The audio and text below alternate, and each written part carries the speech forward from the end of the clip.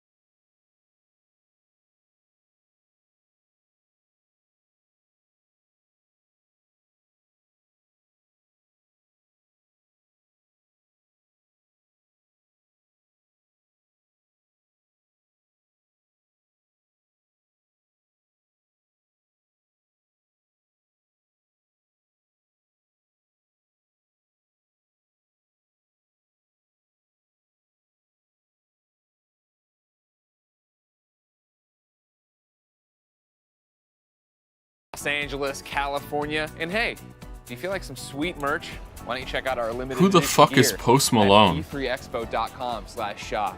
It's right here. Wow. Right here. I did All right. a presentation yesterday. The mid-max You did. kids really liked, right? Yeah. So let's go back. If you remember, I was saying, doesn't that there Wow. Tom Cruise have a new? Which camera around? Doesn't They're Tom Cruise have a new movie coming out where he wears a bomber jacket? Yeah. You could wear this at the theater, Yeah. and then you'd get up to leave, and you'd go like this, and they go, wait, are you one of those pilots like we saw in the movie? And you go, no. Zone. I don't know. I'm an E3. And they'd say, what that? And you'd be like, Electronic Entertainment Expo. And they'd be like, oh, you went there? And you'd be like, well, no, it was a pandemic year, but I bought it on e3expo.com/shop. High quality. I'm no Is that kidding. proof? It actually is quite nice. Is It it? is really nice, yeah. Is I'm gonna the- steal one. I'm gonna steal one. Also, the hat. The by dad way. hat. Hey, kids. Aren't you a dad? You're gonna have to do some yard work at Wait. some point, get underneath the house. Hey kids, aren't you a dad? All right, we'll move on. I am That's a what you just dad. said. Fuck off. All right, I'll tighten it up. I'll tighten it up, Craig. Square Enix presents Sorry. this later today, and we'll get a world premiere. A world premiere from IOS Montreal, plus an update on Babylon's Fall, details on the Black Panther expansion, I'm on board, Ash. I'm on board. and a first look at Life is Strange Remastered. Golden Boy, what are you most excited about? I'm glad you asked, Greg. Ladies and gentlemen, in September 2020, a game called Marvel's Avengers came out, and y'all enjoyed it for like a week, but this guy enjoys it to this day, and this is my day. What's all wrong with you? This is the day where I take it back. Black Panther, War for Wakanda. How excited are you, huh? Seeing him out there, Wakanda forever, let's go. Anything Black Panther related, I'm totally in. Yeah. I've always been a fan of the character way back in the day, so I'm cool with that, Greg. good, I'm good. Yeah. I just want to know what else they're bringing to the table. Sure, of course. All right, that's an important thing. I mean, you know, fun and games aside, I did put up a video back when they were getting ready for their last Avengers thing. That was, hey, Avengers isn't in a good place. I enjoy the gameplay. I want more out of it. What can they do? And hopefully, War for Wakanda is going to be that, right? All right, We I need see we're endgame continuing the content. weird mix We of need like things to be going on. shilling We need and raids. We need honesty. I don't know 150 level what the stuff. fuck is I going need a reason on. to turn this on again every day, and we haven't had that for a while. And they've been better about their roadmap, but today's the big test of what they actually have. Yeah, and another Hope I'm game on the right that channel. I'm very much looking forward to hearing more about because I don't know much about it. For me personally, is Babylon's Fall. Michael's been going nuts about that Oh game. my God. Xbox I'm channel going should into be this one DMCA super free. cold, All right. Yeah. so I want to be dazzled. Platinum's an incredible dev. course. I have no doubt in my mind that they're going to bring the heat, and I think it's going to be really exciting. I think Square Enix is going to have a pretty decent show, and I'm looking forward to it. 100%. Yeah, I can't wait to see what they have up their sleeve, right? Yeah. Because the other big thing that we were just talking about. Well, first off, full stop on the unannounced game. Life is Strange. Huge fan. I want to see more about the brand new one that's coming out in September. But then to kick it back into rumor. Oh no. Oh, it's loud. No.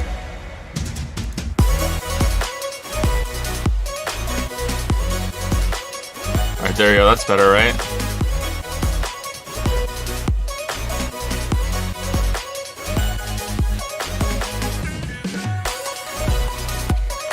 Okay, how is the sound? Is it too loud for you guys? It's too loud for me.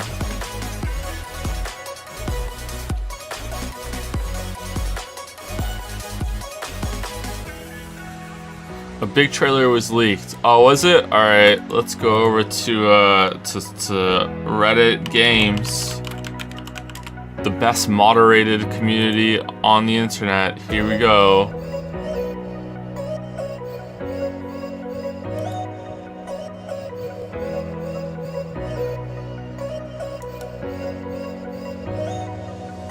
Is it Starfield?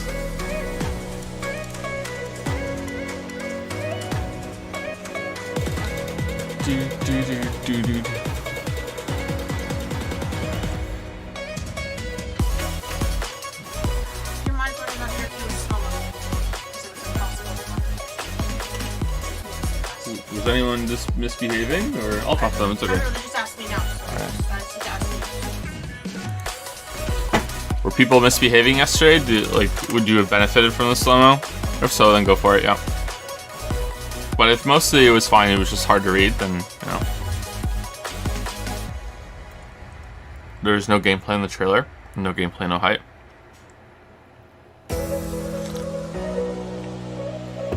If they were misbehaving, I would have missed it. You know what? Because it's E3, I kind of feel like maybe the chat should just move as fast as it can. And if you see anything, it's fine. If anyone starts misbehaving big time, I think we'll see it. But if it's like it was like the odd bad comment, like chat is moving so fast, I won't be able to see it, right? So I think it's all right. Don't worry about it. Music is a bit loud. Is it really? Okay, let me turn it down a bit.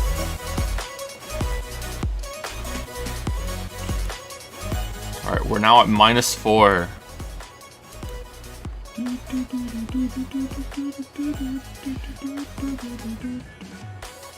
It'll be too quiet later. I'll turn it back up. I can do that.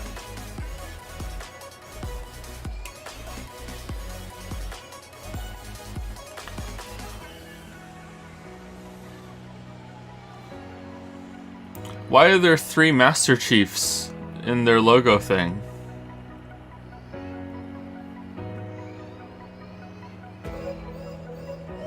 It's kind of weird, isn't it? Master Chief throughout the years.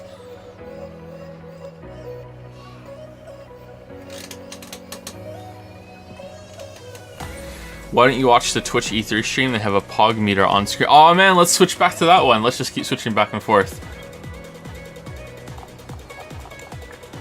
So what was everyone's favorite game that was shown yesterday?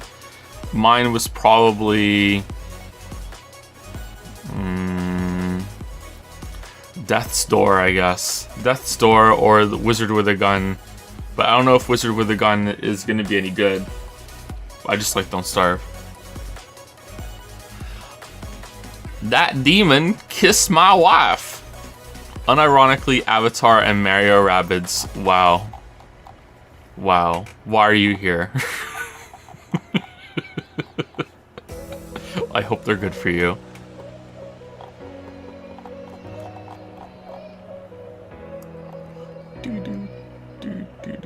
The card won by Pony Island devs. Inscription?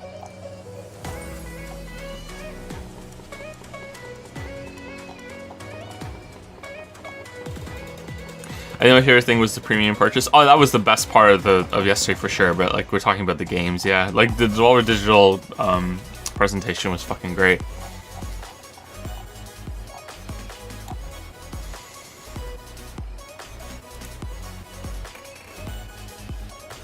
Mario Rabbids 1 is genuinely good though. Is it though? Is it though? Some streamers got DMCA'd yesterday because of the pre-show music. Not this streamer, although I haven't checked. Maybe I did, I'm not sure.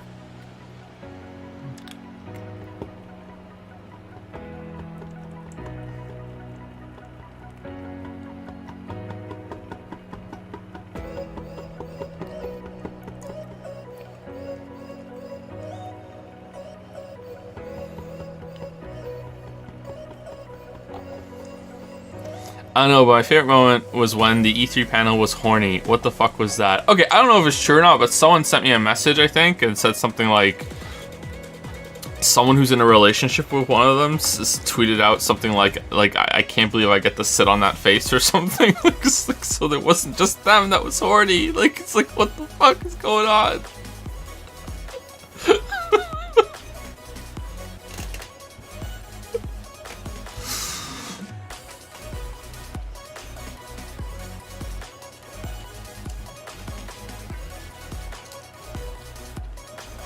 Oh, we're out to start. We're about to start. All right, here we go. Here we go.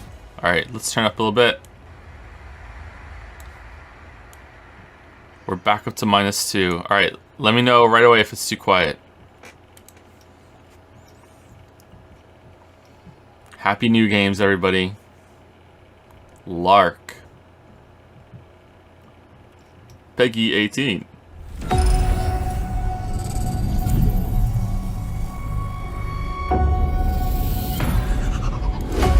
Okay, it's hitting yellow, so this should not be too quiet.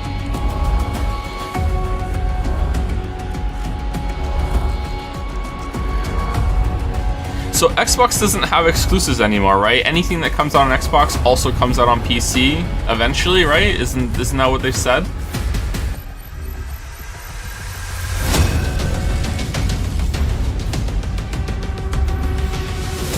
Man, Sony behind the times.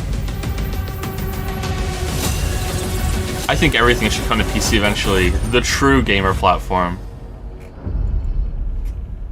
Alright, Xbox and Bethesda. I'm surprised they put Bethesda right next to them. Huh. 20 years. That's how long Xbox has been with us. And like you, this is a moment I always look forward to. I love seeing the new games, crossing my fingers for my favorites to return, hoping for a few surprises.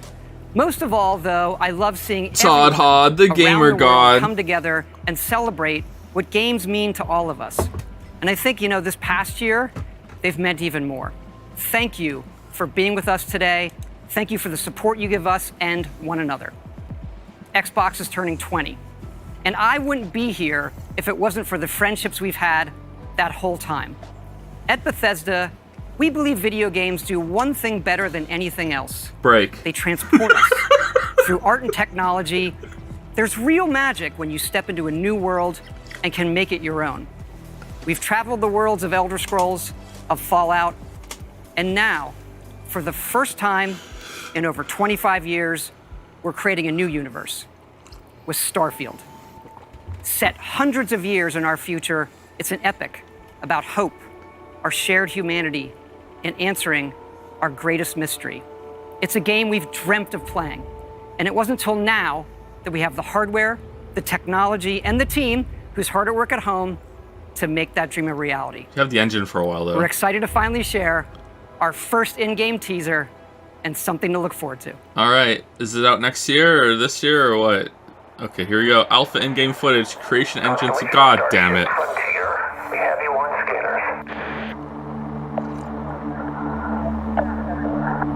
Well, there it is. Helium-3 tanks checked.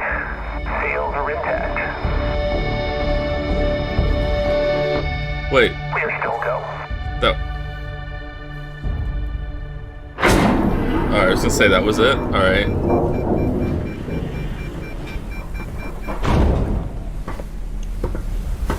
Getting some big Homeworld 3 vibes from this. They say, the wonder is, not that the field of stars is so vast, but that we have measured it. You're part of Constellation now. Part of our family. What you've found, it's the key to unlocking everything.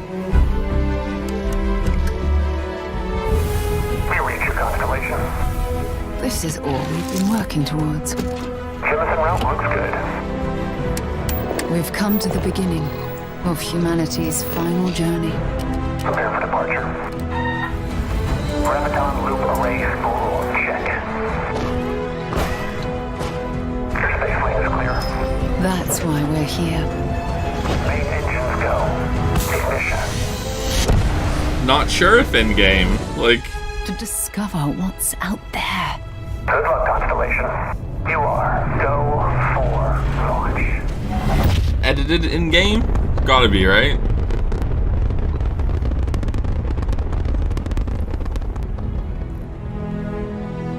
That's it. What do you do?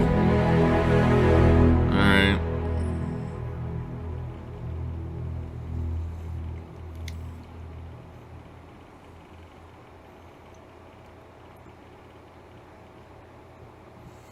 11/11/22. All right. That Jon Snow. All right. Well. It is awesome to share with you for the very first time one of the most anticipated games in the world from Todd Howard and the team at Bethesda Game Studios. Is it though? A groundbreaking I guess it is. game. And yes, it's exclusive. Welcome to the Xbox and Bethesda Game Showcase. I am so excited and proud to what do be you here mean today it's exclusive? celebrating games. Because although it's been an incredibly tough year, I am grateful that games have been such an important source of joy and connection.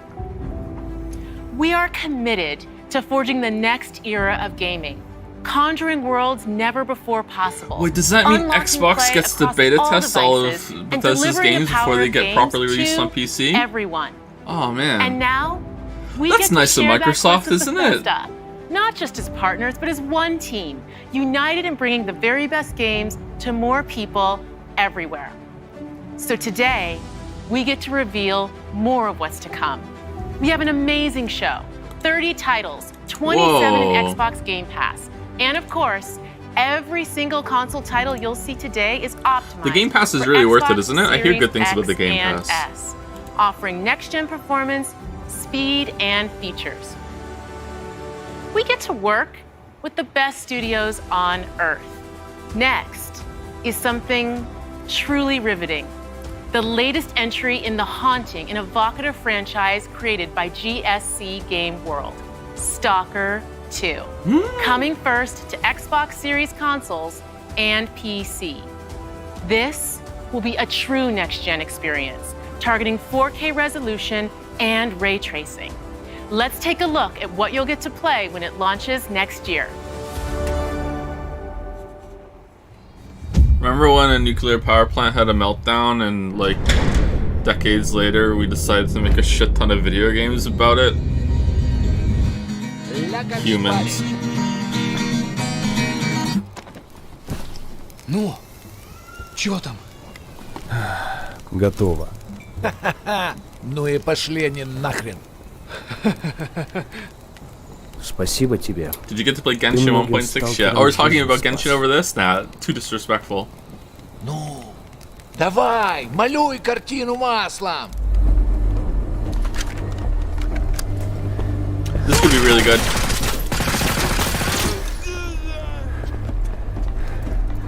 I have played 1.6, so yeah.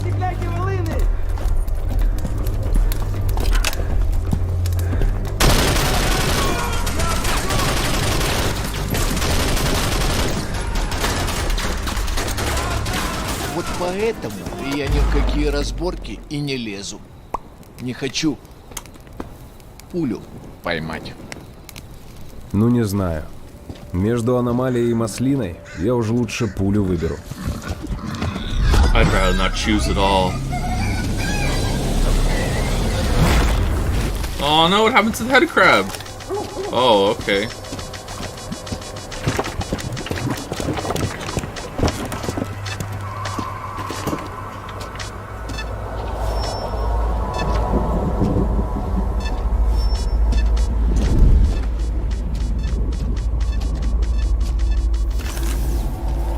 Вот ты говоришь, а я прям вижу красоту эту.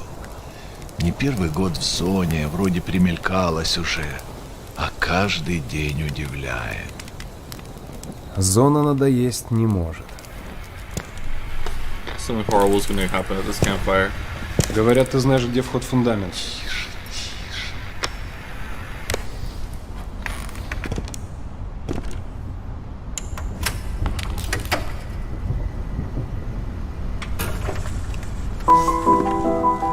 Узнаешь мотив?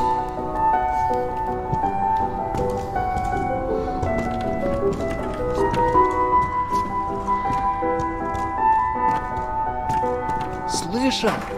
Вот это культура! А ты одно и то же по кругу лобаешь. Сам же просишь. У меня музучилище, если что. О, месье, прошу прощения. Может, вам к ученым? Профессура. Они вам лабораторию найдут.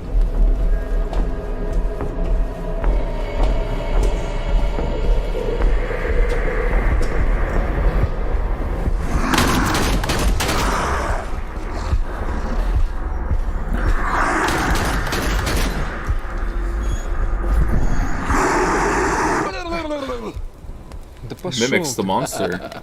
Зря ты так с друзьями. Ты же его на вылазки таскаешь.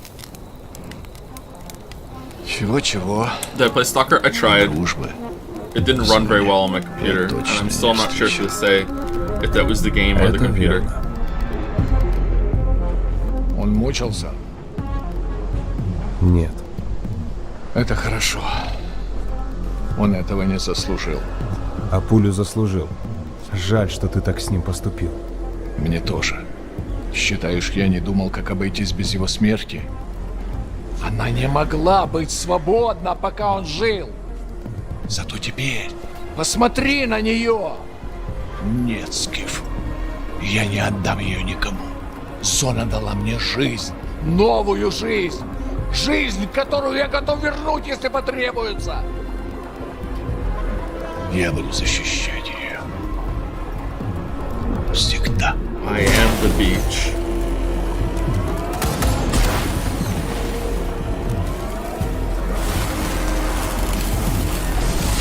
Yeah, so I think this could be really good, especially if they don't have to like gut out the gameplay, because people seem to really like that on the first one. Похоже, пора.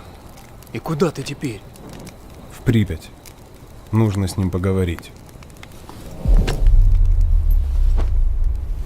Удачной охоты, сталкер.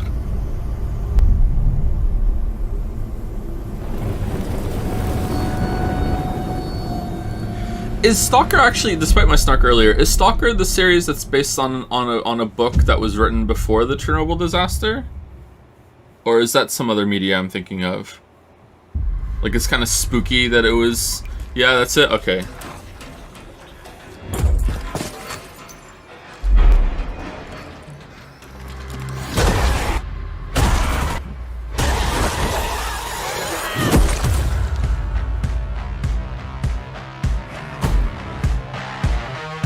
We're surviving here. Rebuilding. Surviving's not enough. Back for blood. No, we don't need to do anything. All right, when was the last time you saw written in any numbers? All of my best friends like to go and get up. When they talk about all the lives they never got to live. Hang in there, Holly. Get high with your best friends. I don't think Polly's... I don't think Polly... Oh, Polly's fine. Okay. Let's go. Uh-oh. Through here. Come on. God, I love Mondays. Greg died.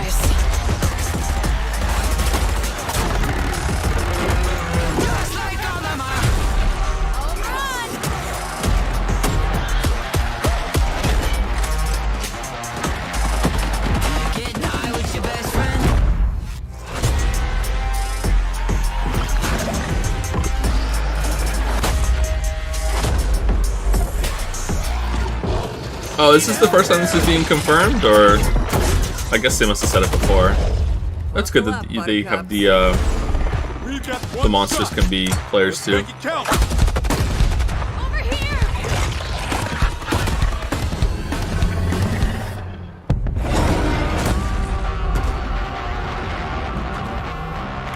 So exactly the mode from Left 4 Dead 2. Oh yeah, it's basically just Left 4 Dead 3 with a different name because Valve won't make it, and I think it has some of the original developers from Left 4 Dead 2, right? I only played it a little bit. I thought it was fun, but as with a lot of those games, it really depends on the group you're playing with. So if you have a good group of gamer friends, then as long as you can, you know, tolerate the racism and all the rest of the isms, then I think you'll have a good time.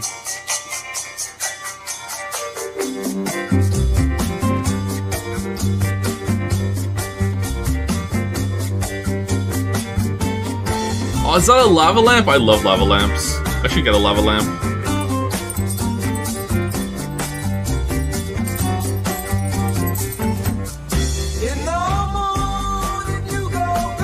Alright, well, this is getting card reclaimed.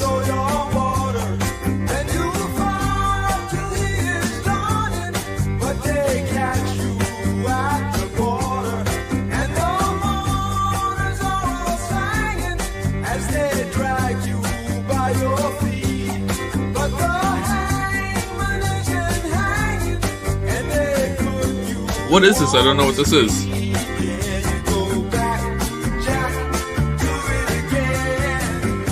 Microsoft bought restreaming rights to all the music. Okay, so here's the problem, right?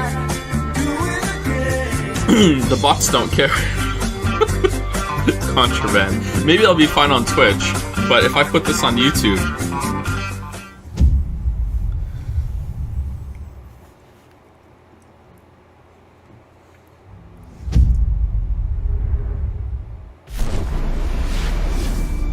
Oh, there's no gameplay. Well, no gameplay, no hype.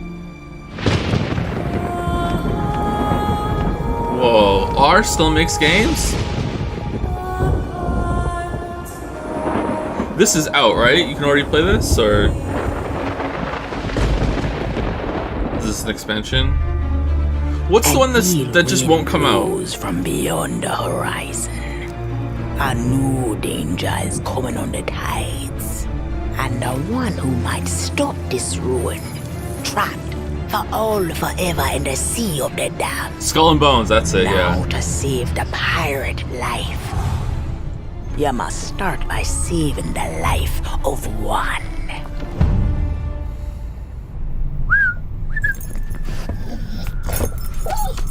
Oh no. Didn't realize we had company. Oh no. Captain Jack Oh Sparrow. no. But I suspect you already knew that.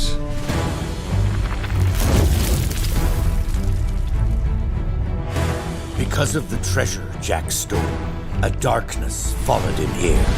And if it's not stopped, this world will sink into shadow. This sea holds many secrets. Ah, a new body at last. All I can do is show you the way. From what I hear of this so-called Sea of Thieves, it's nothing but cursed crews, bloodthirsty mermaids, a legion of dead, angry pirates. Oh yes, and now one Davy Jones. Hello! Well, I believe that now is the perfect time to use these cannons. A world without the eternal abyss. Is a world that refuses to face the truth. Nothing lasts forever. Destroy that!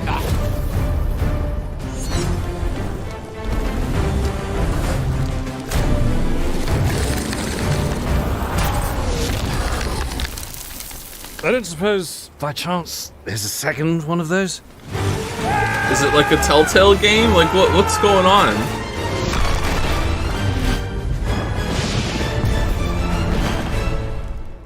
The Sea of Thieves, eh? Bring me that horizon.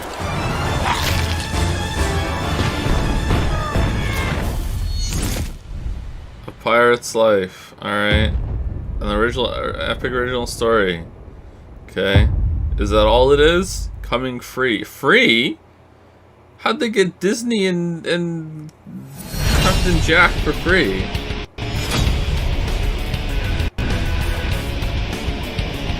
Johnny Depp is forced to play with every single person in real time. Johnny Depp wasn't even forced to do the voice, so I don't think so. Hey, how's it going? Let's do this! Reputation is everything. If a Yakuza shows weakness, he's done. Oh man, Kira looks different. To call a friend!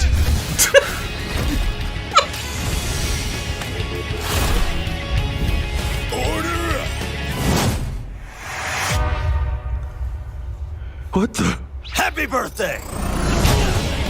Oh man, people in chat are annoyed right now that it's dubbed. They're so mad.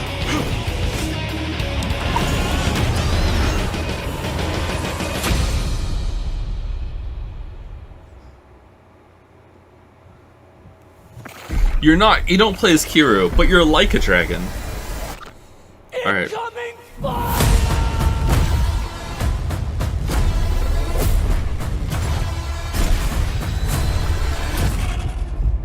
Attention all squads. The Russian troops are falling back. Do whatever you can to secure the sector.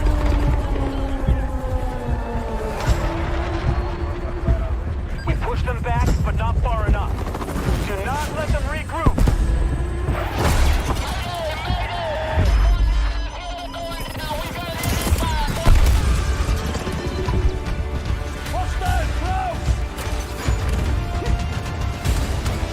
Oh, a grappling hook. I like grappling hooks.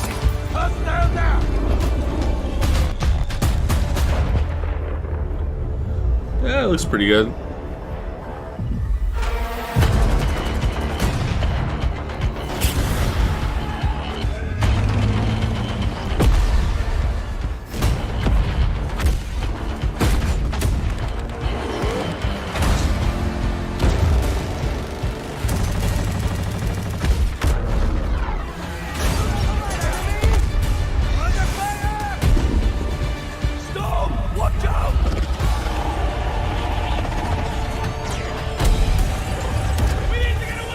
My god, that Storm's got a gun! Yeah, get in the elevator in the oh. Okay.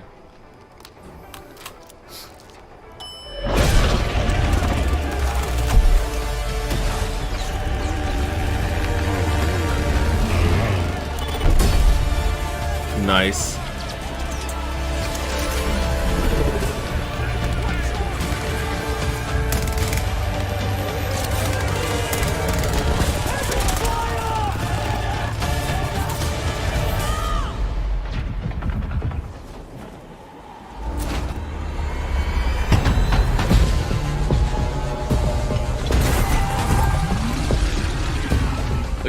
Are they trying to kill the Storm? Like...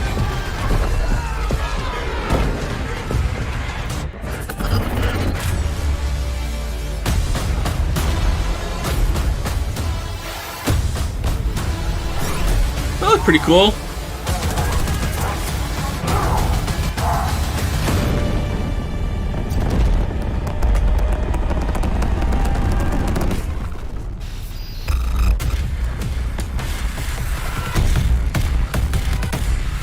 These types of games all have the same problem for me, though, is that you try to play it, and you're matched against these people that this is all they play, you know what I mean? Like, there's always going to be a few, or maybe many in a match, where this is, like, all they do, right? And you just can't compete with that shit. Like, you just can't. Like, it's just like, oh my god, they know every gun. Like, oh shit, this looks good. What is this, my birthday? We're having a baby. Police, you're under arrest for your father's murder 8 years ago. What's going on? Shut up! You know what this is. You've been lying to me all this time? I should never have told you. Shame. I'm out of patience. What? I know I say this a lot, but I love you. I say this a lot too, but back at you. They got Defoe to come back to video games? Holy shit.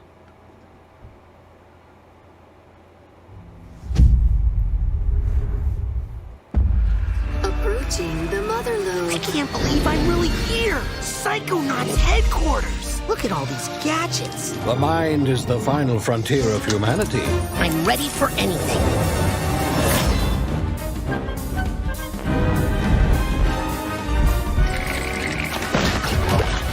I still haven't played the original Psychonauts. Time for justice!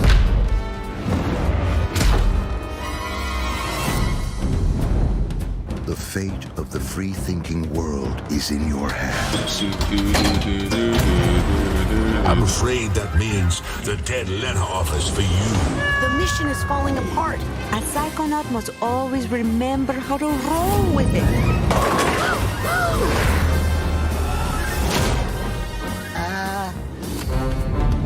Are the Psychonauts like Paw Patrol? What am I doing? This is a mission about the fate of the world. Can you do that? Yes. No. If I can find some bacon. I'm going to ignore that last part. Wow, funny.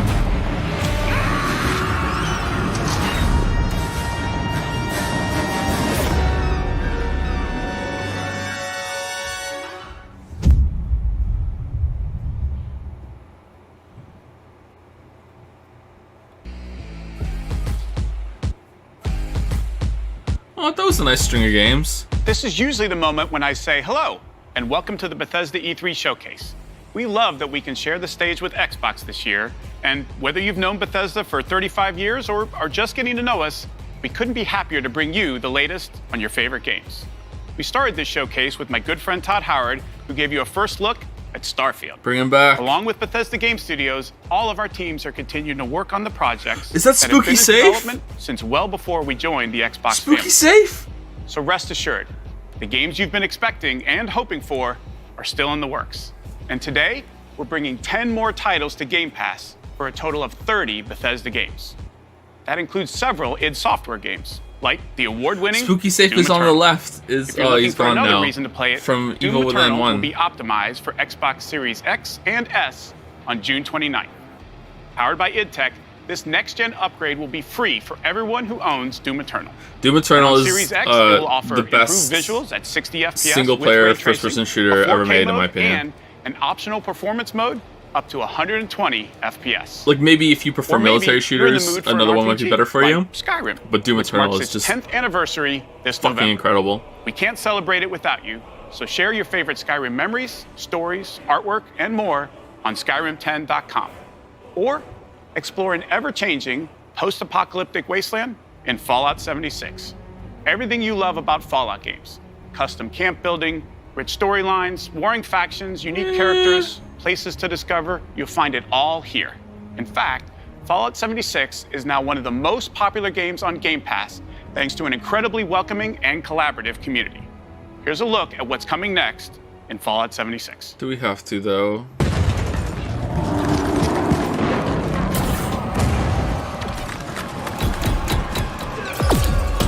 Brotherhood of Steel are the guardians of human civilization. Fort Atlas is safe. It came at a great cost. The Brotherhood must stand united. The supermutant Oh, threat takes no. priority. This proves more than anything the need for our justice. You are splitting our forces, Shin. The most important thing is finding everyone that has gone missing and returning them home. So it comes to this.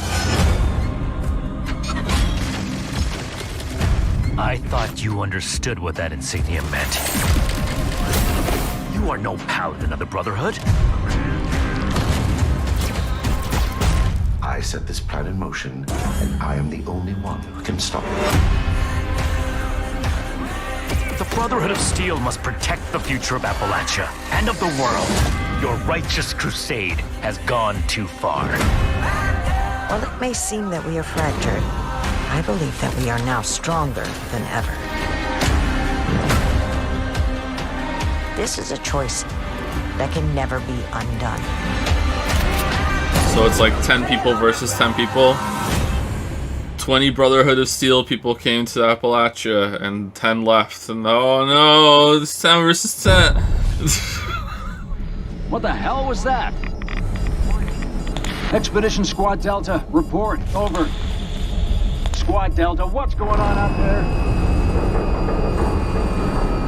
Come on. This isn't funny. Look kind of weird. You can hear me.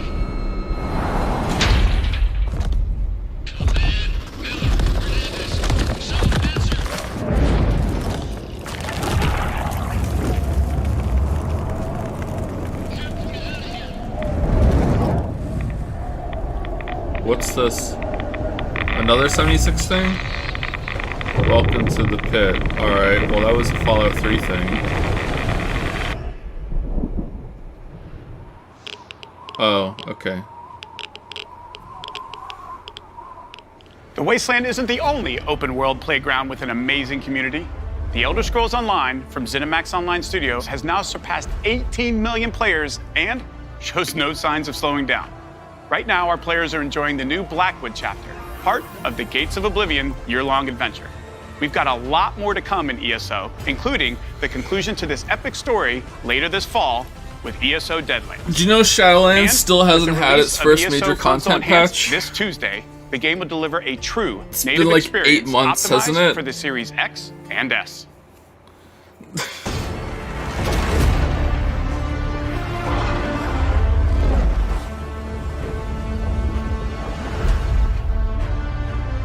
Anyway, yeah, I have played 1.6 in Genshin. I don't know if they're gonna expand and add more islands, probably, but it's been pretty good so far.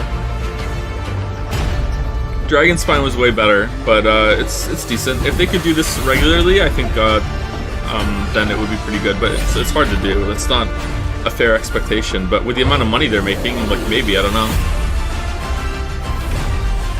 Will you make a follow-up video on Fallout 76? I was going to, but I don't know if I can now.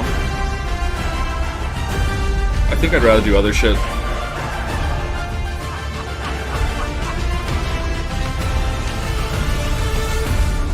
It's a temporary. Yeah, I know it's temporary. Yeah, I think they might reconsider that, but who knows? Yeah, it's temporary. I know.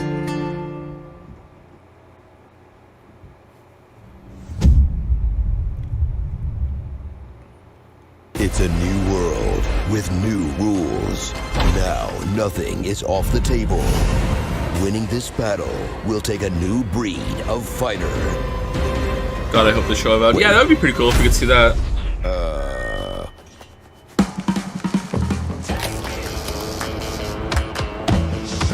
Some leaker tweeted that they won't, though. I don't know if that's true or not.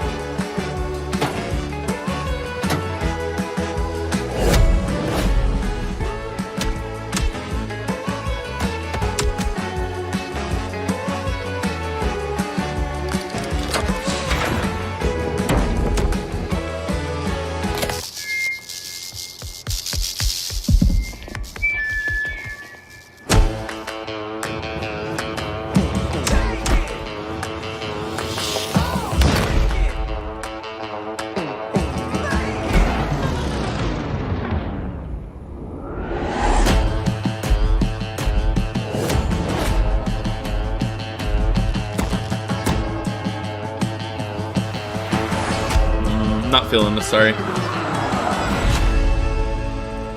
Maybe it's great, not feeling it.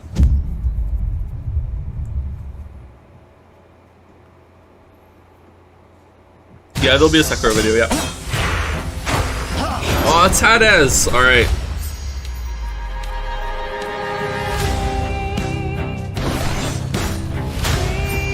Really good game. Super rated. Really good game. Like, seriously, what's wrong with all of you? It's super rated. Really good game. Stupid boy. I told you nobody gets out of here. Try and stop me.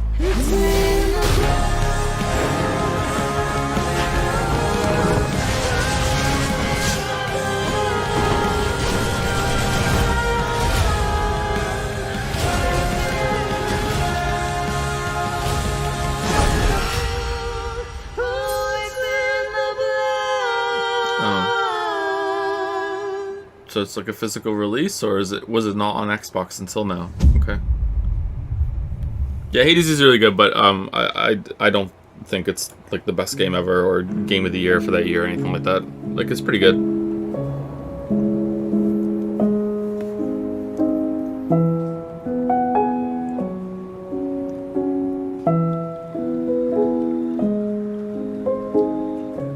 You haven't even beat it? Yes, I have. Multiple times.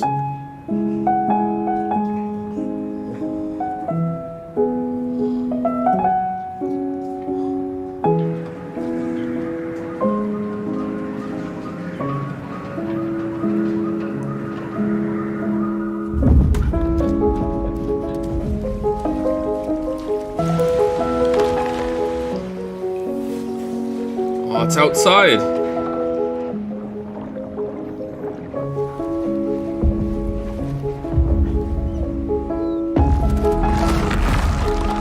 God damn it, chat was saying at the same time.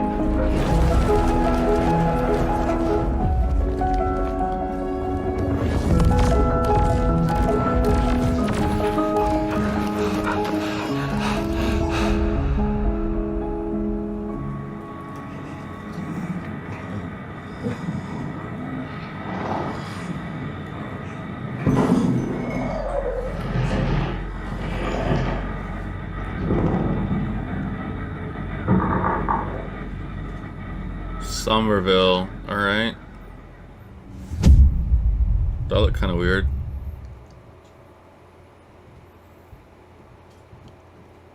This holiday marks the 20th anniversary of Xbox and the 20th anniversary of Halo. To our millions of passionate fans, thank you. We wouldn't be here without all of you. Our goal has always been to bring players together. And for the first time, we're thrilled to offer our entire multiplayer experience to all players across Xbox and PC with no barriers. What about Sony? Halo Infinite multiplayer will be free to play. Sony ruining and it again. invite more of you Not than letting you ever play before Halo. to become a Spartan hero. I'm excited to be here with Joseph Staten, the creative director of Halo Infinite. From helping craft the original Halo Combat Evolved to leading the fan favorite Halo 3 ODST, Joseph is a Halo visionary. It is so great to have him back with Halo. Thank you, Bonnie. And hey, everybody. For us, and I hope many of you, Halo has always been about heroism and wonder, about fighting to keep humanity safe against impossible odds in a beautiful and mysterious sci-fi world. This is just one part of the Zeta Halo ring, the largest, most wide-open environment we've ever built, and we can't wait for you to explore it.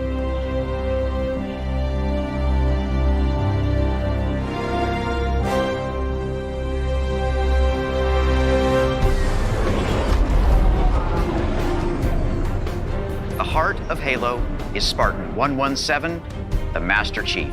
In the next chapter of the Chief's story, you'll face his greatest challenge yet. But you're not alone in the fight. Oh, the main batteries are shut down. We're stuck out here. Do you know he pees in the suit?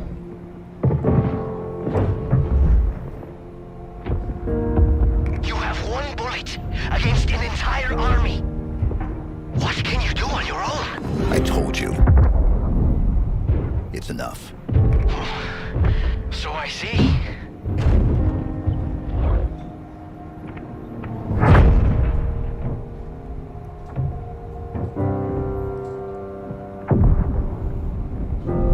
I need you to understand.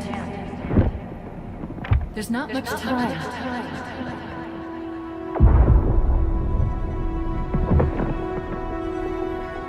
If you knew how you were going to die, you knew how you were going to die. How would you live your life differently? How would you live your life differently? Last Halo game I played was Halo 3. I haven't played any others since then. What happened? Where is Cortana? The rogue AI known as Cortana is gone. She's been deleted. How? By you? Of course not. Did you hit your head or something? Don't you remember? My instructions were to enter this installation, imitate Cortana, and lock her down for retrieval. Yours were to take her back to the Infinity for deletion.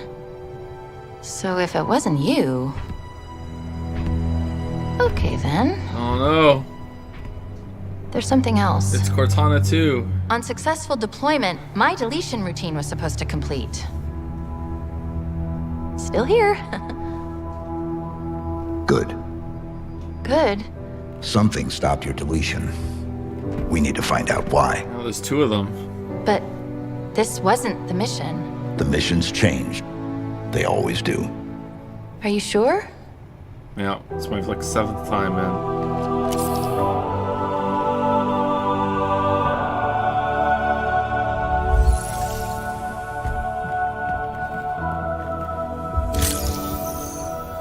A crumb of gameplay, my Of lord. course, Oh, okay. you can't have a Halo game without multiplayer. And on Xbox Series X, you'll be able to enjoy Infinite's multiplayer action at up to 120 frames per second. Finally, I'm very happy to announce that Halo Infinite's first free-to-play multiplayer season and Infinite's story-driven campaign will launch together this holiday. A new day is upon us. A new generation built to fight. Together, we are unstoppable. Are you ready?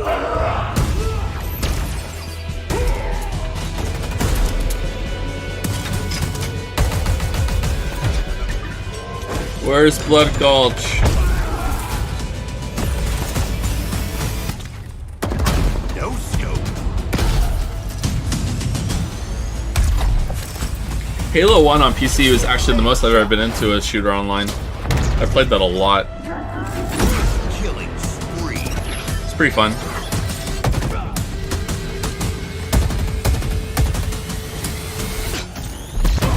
Double kill. Hello, let's do some damage. Skewer acquired.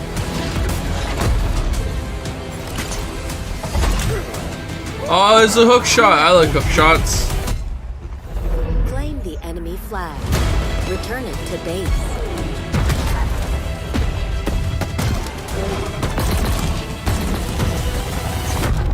Ordnance drop inbound.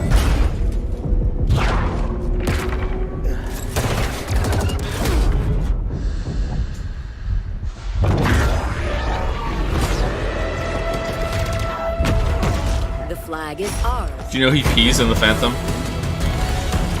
Please call at your earliest convenience. Did they just bleep out ass? Really?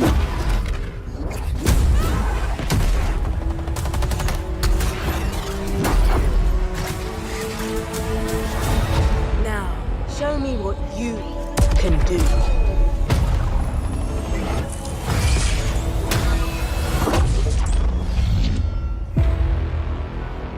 Alright. Oh, that's why there were multiple Master... Oh, they were all Master Chiefs! Even the Skull Helmet guy was a Master Chief. Oh, alright, cool.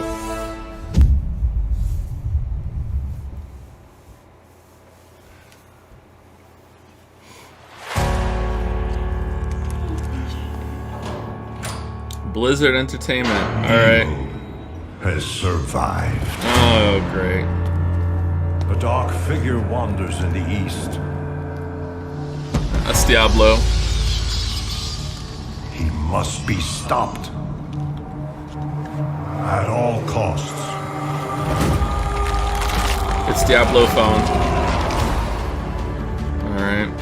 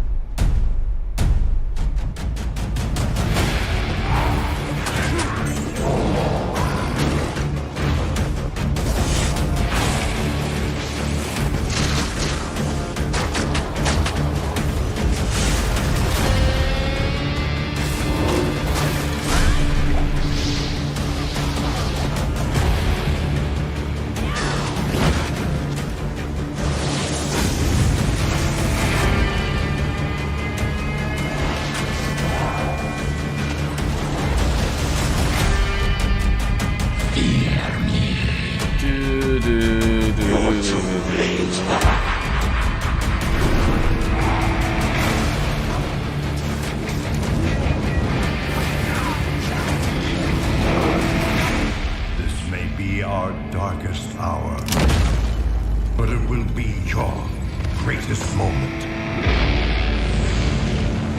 Diablo 2. Okay. Just who's that for, man?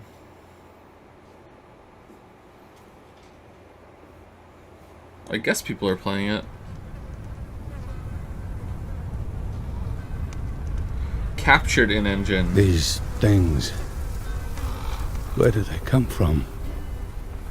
From all of us. From what we do to Oh, him. okay. Can you stop it?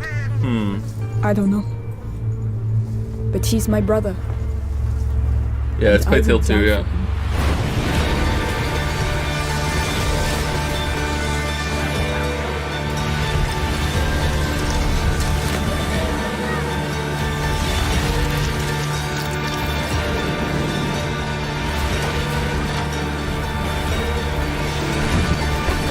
Do you think she finally got the blood off her face? Probably, right?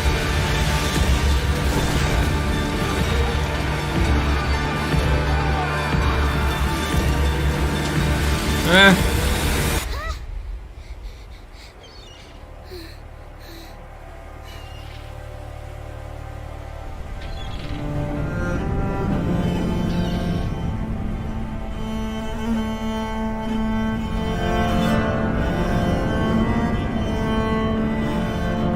it's Requiem. God damn it. I thought it was going to be like Corruption or something. It's Requiem. Alright. Well, I was close. Alright. Plague Tale's alright.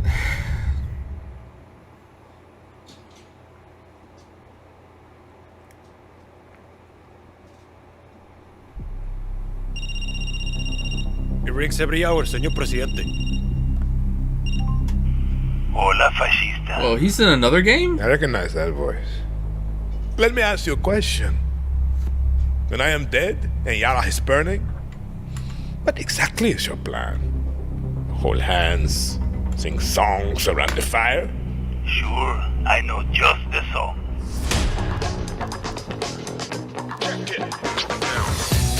Time you learn about resolver, Danny.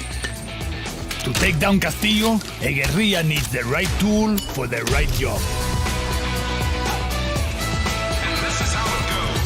Keep talking. It's a stealth operation. I got you covered.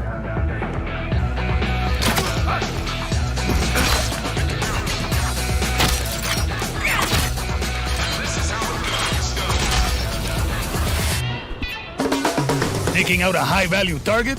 I have just what you need.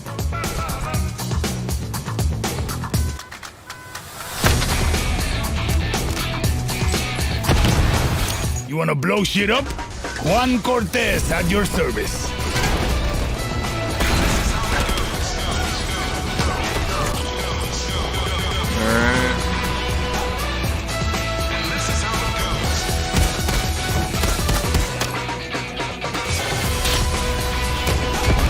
So just the same shit as always then, huh? Okay.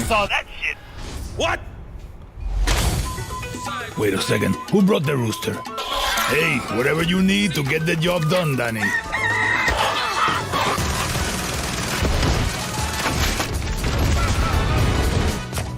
Next time I see you, I want to play with that crazy backpack here.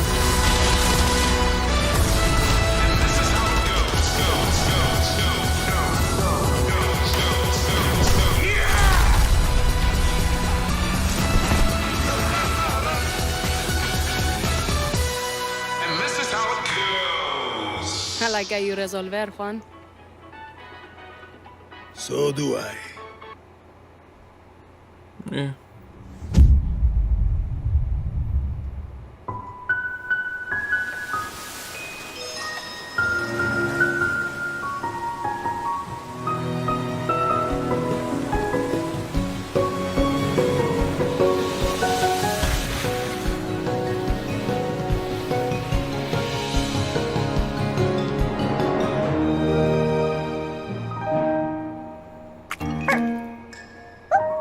Slime Rancher 2?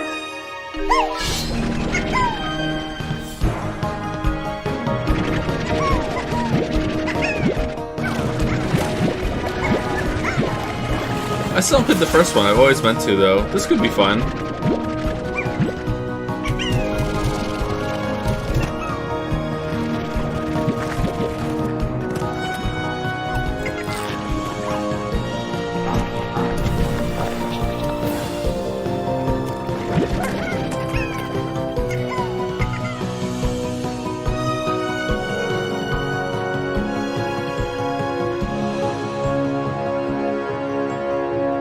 That could be fun, I guess. I should still play the first one.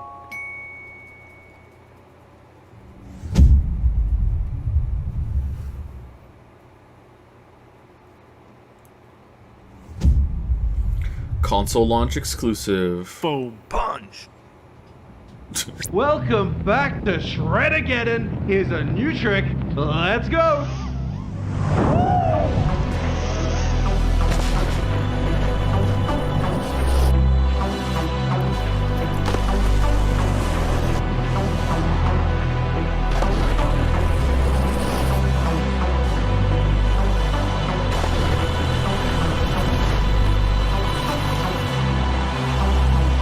Why would anyone get this though when they can get the game that has snowboarding and 50 other like wild time activities and an open world to explore?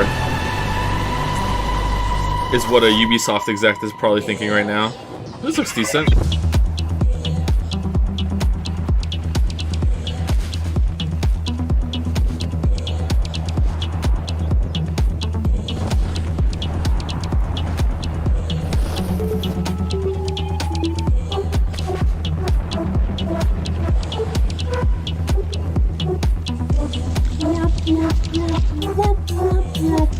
Okay,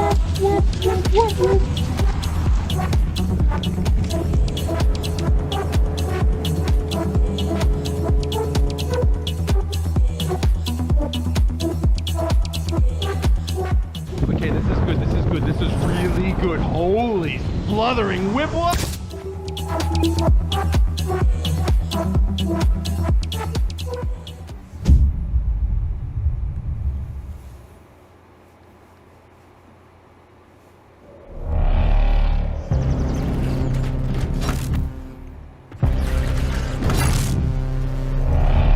Oh, it is Atomic Heart. I was gonna say it. This could be fun. Oh, it's done. Okay. Oh, it's not.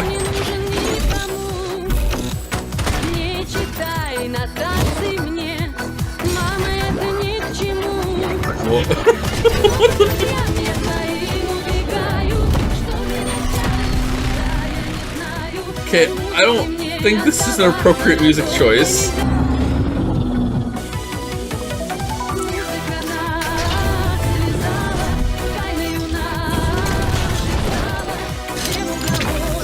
Maybe it is? I don't know.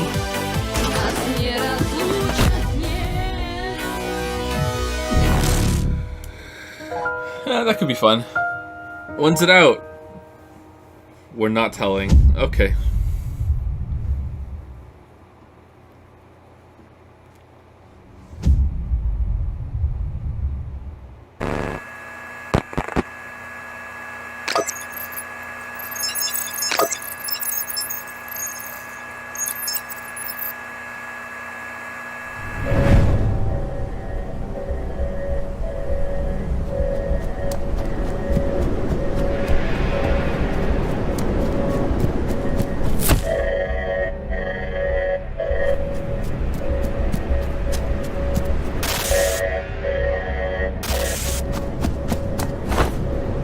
That looks cool.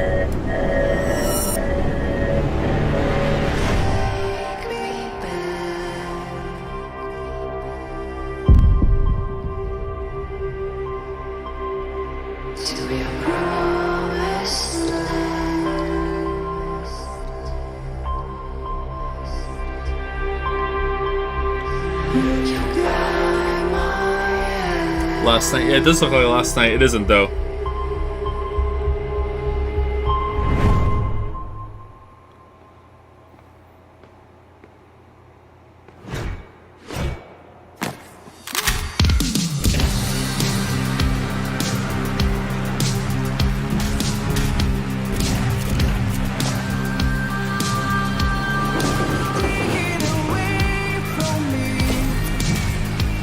Is this all scripted or... Okay, that looks like there's some movement. Okay, like how do you fight?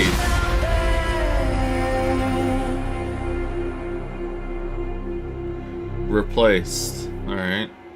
Well, I'd like to see how it plays more. There's a train level, that means it's a good game. This is true, yeah, this is true. Train levels are great levels.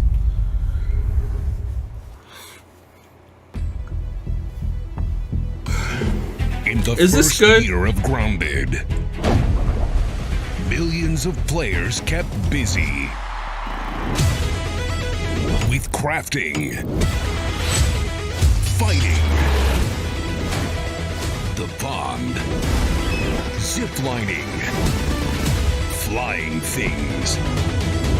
Now, to celebrate, we present the Shroom and Doom update. Oh, that mushroom's got a gun. People what they've been asking for, like sitting.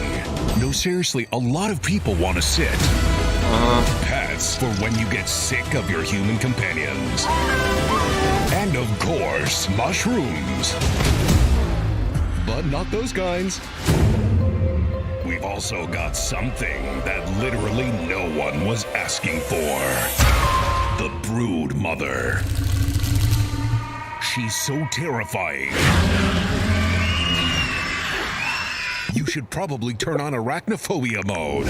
Oh, even her blob scares the shit out of us. I think that's worse. Go big. Or never go home.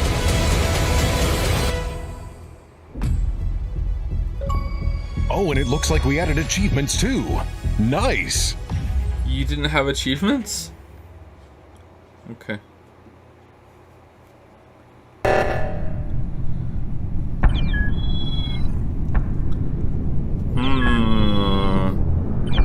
Green's looking pretty sus right now. Oh, 15 players. Oh, that sounds cool.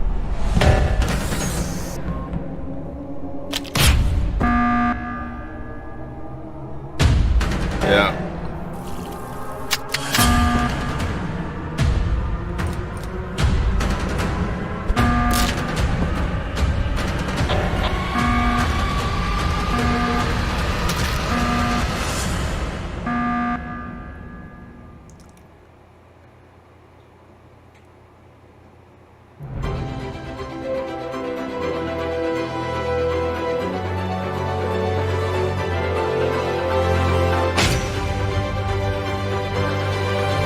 I smell anime. Yeah.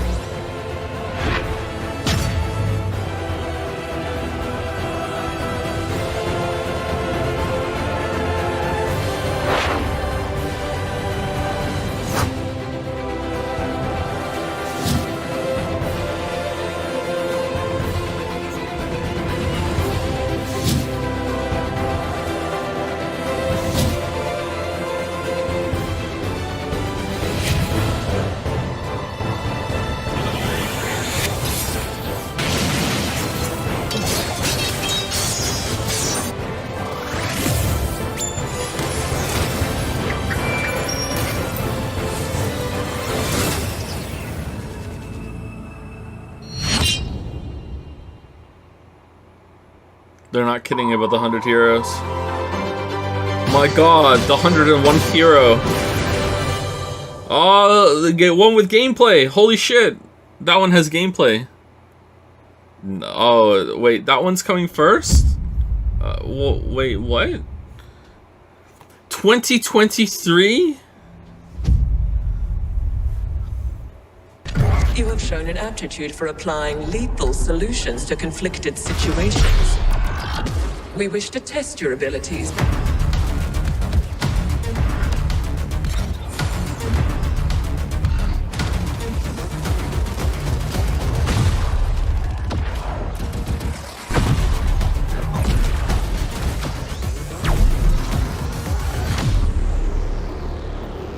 The Ascent. Okay.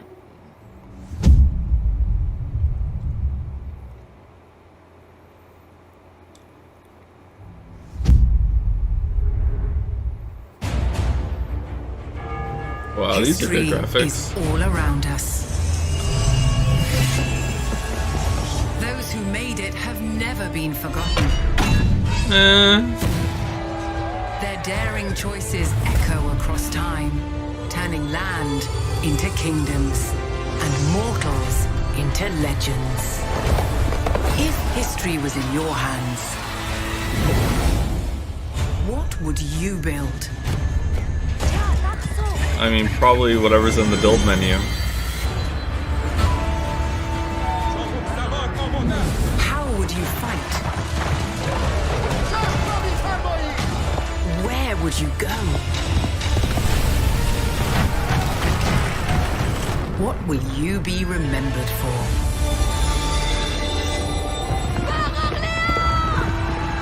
Oh, that's the anime character, isn't it? Oh, man.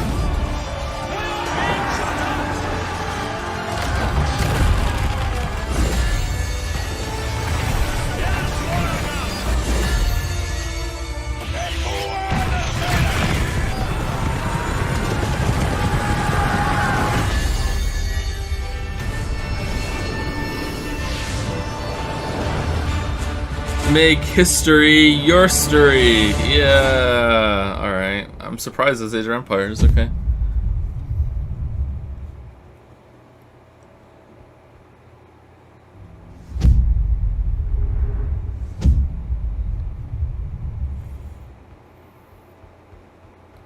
Nothing too exciting so far, huh? We begin by hearing an old, wise-sounding voice. And we see a quiet, nothing too awful setting. either, but nothing this too will exciting. Make our game seem big and important. Now, something must break the serenity. Will this creature be in the game?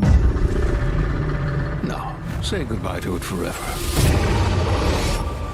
Suddenly, and for no reason, people running. These pointless slow-motion shots make everything seem cool and should bolster pre-sale numbers. That wah sound can mean only one thing. And then you show tactical turn-based gameplay over an epic shot of a world. And there should be lens flares. Now we see our hero. But only their silhouette, because the developers haven't finished the design, or finished the story, or finished any gameplay that's actually ready to show. Oh, it's Starfield! In fact, the only thing they have finished is the title.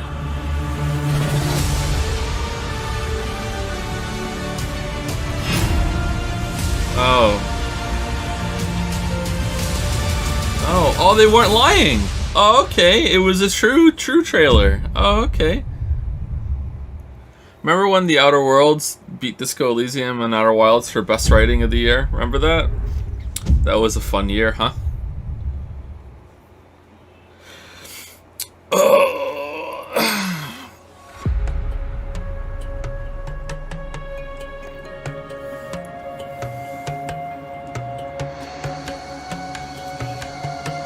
Remember when I played The Outer Worlds and for some reason it let me make a bad build and I couldn't kill anything? Remember that? That was fun.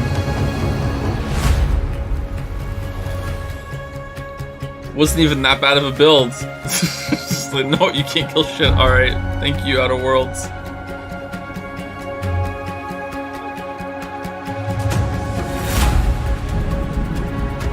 Was it strong? It was strong, Terry. Yeah, the strong Terry. No intelligence, like such high strength and shit. Still couldn't beat anything because melee just fucking sucks. Strong Terry. Wait, yeah, I played on stream for like, I think 2 streams, right? We did the strong Terry playthrough. Really invested melee build, and you just can't do it. The melee just sucks in that game.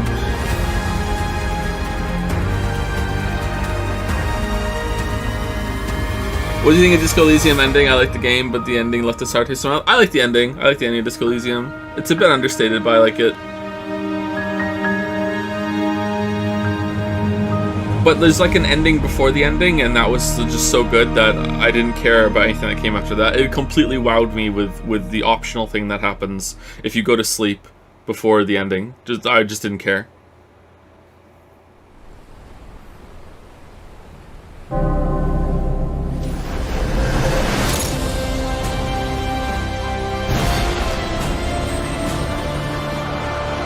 No, so I'm not spoiling shit.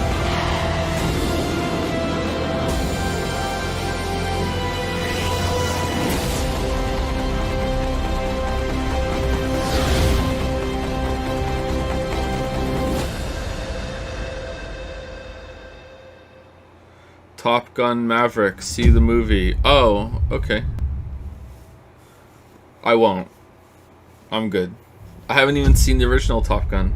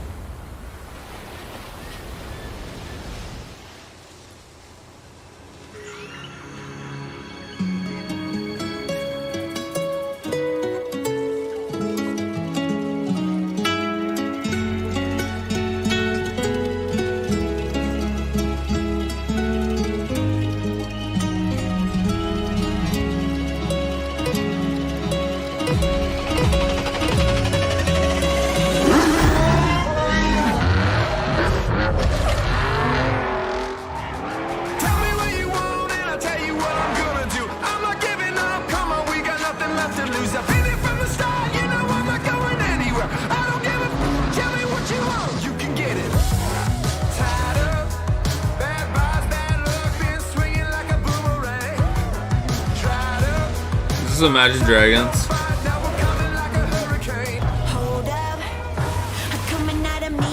No.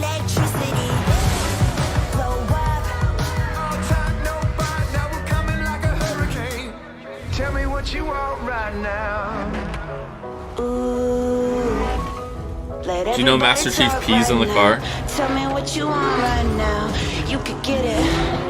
Yeah. Well, you can get it. Yeah. Yeah, you can get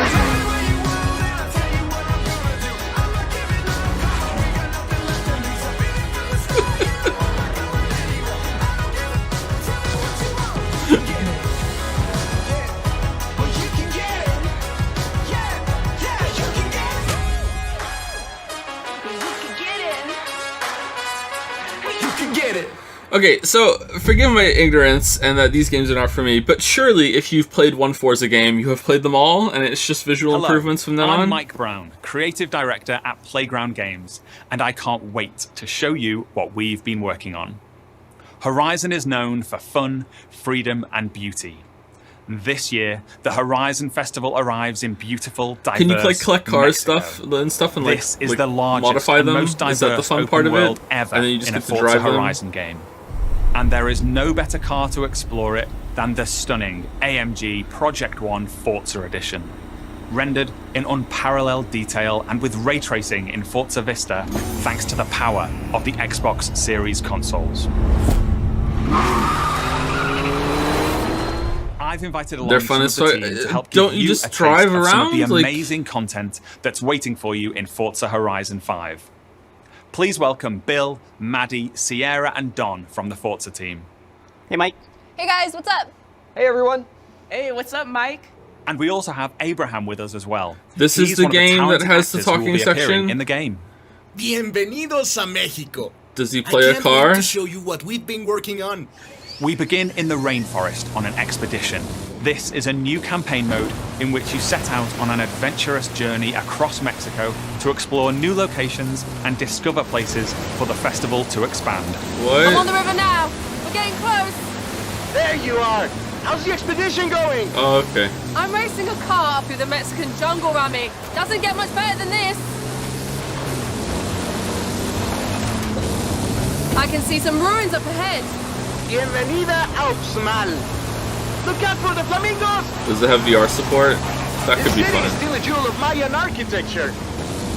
That's a peek Can at you our get out of the adventurous car? campaign. But Forza Horizon has always been a game that's best enjoyed with others.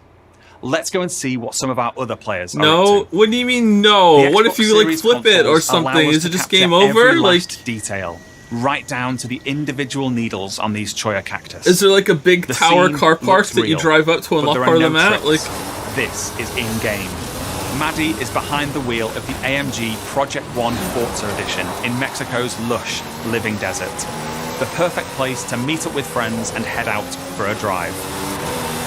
Thanks to the next generation of our Horizon Live servers, everyone else we see here are real players. And it looks like Maddie has been joined by some other members of the Forza team. that's a cool looking car. Let's leave Maddie for a moment and head out to the coast and meet Don. Don is already on the move, exploring this idyllic seaside town. This is a recreation of Mexico that is honest, authentic, and filled with love. Speaking of, hold up, Don. Oh, hey, what's up? This is a mural by Mexican artist Farid Rueda. Just one of the many beautiful, faithful pieces of Mexico you'll find all over Forza Horizon 5.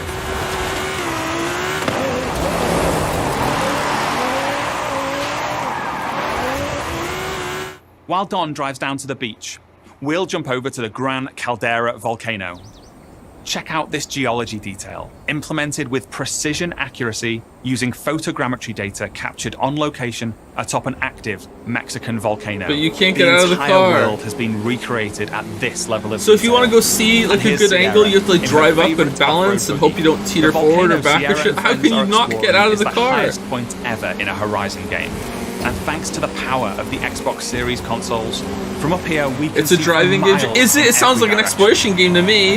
In the distance, we can just about make out They haven't talked shit about the Let's driving. take a closer look. Guanajuato is one of the most beautiful cities anywhere in the world. It's a colourful, undulating city full of vibrant architecture. It even has a sprawling network of tunnels. And these twisting, turning, overlapping You have a drone. Oh, it's a drone streets, game. as well as Okay. looking good, it plays great too. As we see here, as Don is challenged in Horizon's open world battle royale, The Eliminator. While Don tries to win that race, the rest of our players are still out exploring this diverse open world. Let's head north to the canyon. The Horizon series is known for its uplifting beauty. And using our unique HDR camera rig, we captured 24-hour shoots of real Mexican skies at 12K resolution. And thanks to the Xbox Series consoles, these photorealistic skies result in lifelike lighting that dynamically changes every Seriously, frame, that looks really good. making you feel like you're really there. Here's Maddie again. She's joined by Abraham and some other members of the team. Our players are using Forza Link, the new AI assistant that intelligently tracks the status of you and the people you meet online and then helps you link up and play together. Can you get the car on top of the We'll train? now head deep into the rainforest and rejoin Bill and the rest of our players. Here we see our new volumetric lighting system filling the scene with God rays as the sunlight dapples through the dense rainforest. A Horizon arcade minigame is about to start. Forza Link knows that Bill loves minigames, so it intelligently prompts Sierra to invite Bill. Bill accepts, and they're seamlessly linked together with their GPS route set. With that Horizon arcade minigame starting soon, all of our players are coming together.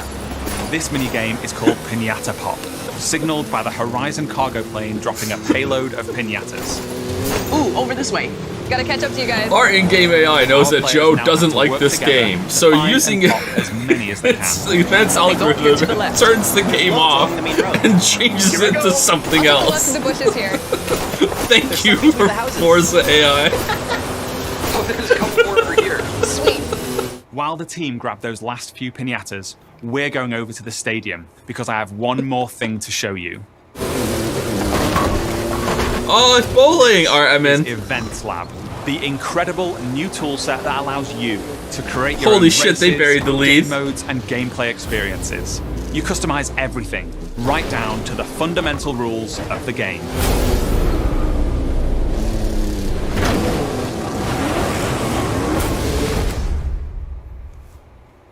Forza Horizon 5 is the largest, most fun, and most beautiful open world we've ever built. And it will truly be an astounding showcase for the Xbox Series consoles when it comes to Xbox Game Pass this November 9th. Thank you so much. I'll see you all in Mexico later this year. Oh, it's very pretty. You can't deny that. Very pretty game.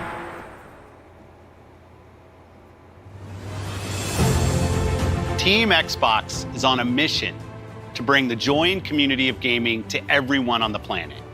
That's why you, the gamer, are at the center of everything we do. Today, we showed you 30 games. 27 of them will be available on Xbox Game Pass. Now, through the end of the year, you can look forward to back-to-back monthly releases landing day one on Game Pass, led by 5 new titles from Xbox Game Studios, as well as highly anticipated I feel like Microsoft is just burning money on Xbox. 12 Minutes and The Ascent. And as we look ahead to next year, Are they profitable? I'm inspired by the creativity of Bethesda and Xbox Game Studios. We showed you the highly anticipated RPG Starfield coming exclusively to Xbox. But we also have some of the industry's best RPG storytellers working on Avowed, Fable, The Elder Scrolls Online, Fallout 76, The Outer Worlds 2, and Elder Scrolls 6. We unveiled the stunning multiplayer mode for the world's most beloved shooter in Halo Infinite, adding to the roster of iconic Xbox shooters alongside Wolfenstein, Gears of War, Perfect Dark, and Doom. We premiered the most epic open-world racing game, Forza Horizon 5, bringing you a vibrant and authentic depiction of Mexico in a game built from the ground up for next gen, while the team at Turn 10 is hard at work on the next Forza Motorsport. Our growing family of 23 studios is devoted to advancing the medium we all love. Xbox has been here for 20 years, and that's because of you. Our team strives to make Xbox a place where you'll find the greatest games, the most dedicated developers, and the most passionate community. Together, we all make Xbox the best place to play. Before I go, there's one more thing. Oh yeah, here we go. Take a look at this brand new original game from the Arcane team at Bethesda, the studio that created Prey and Dishonored. Arcane created something new for them, an open world immersive shooter that you can play alone or with your friends. And like Starfield, this game will be an Xbox exclusive. Is it just Deathloop again, or is it actually a new game?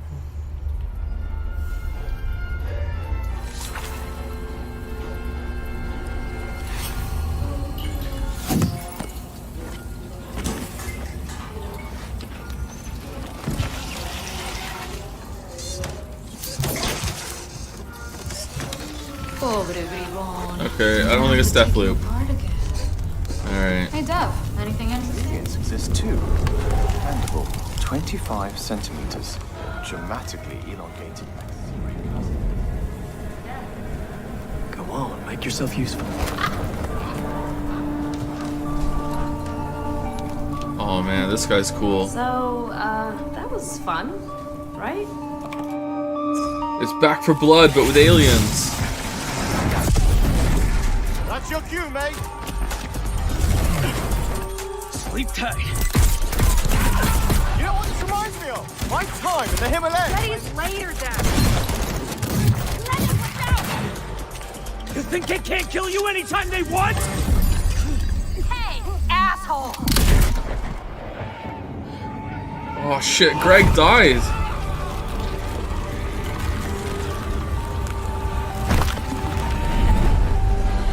Oh, it's vampires. Oh, okay. Alright.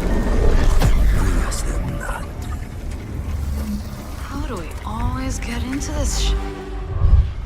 What? They know they're allowed to swear, right? In the field, in Redfall, Massachusetts. Are they not allowed to swear? We are witnessing clear signs of cult activity. Wait, am I not allowed to swear? Engage. Hey! Oh, he said bollocks. Really hope the video was worth it. It wasn't. Fall back! People need to know what happened. Layla, you with me? Get me on the roof now. Thank you, Layla. You're the best. Oh, Jacob, don't even mention it. Come in! Now or never! A crumb of gameplay, my lord.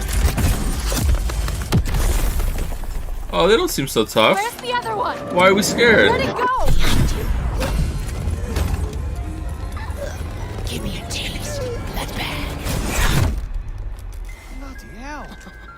Taste this, cabrona!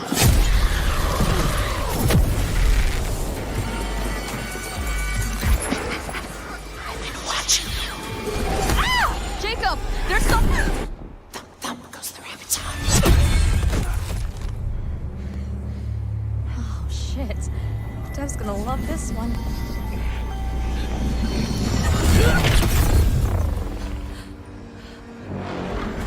Oh shit, the vampire's got a gun! You better have a plan, Yep. Don't miss. I hate this too cool for school ironic dialogue that every game has lately when they're in life or death situations. It's like, I hope you're gonna get me out of it. Like, just like, there's never any tension or danger or anything. It's just so fucking vapid.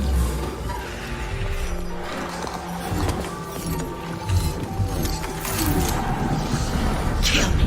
End me. You can't break the blood trends. It's only just begun.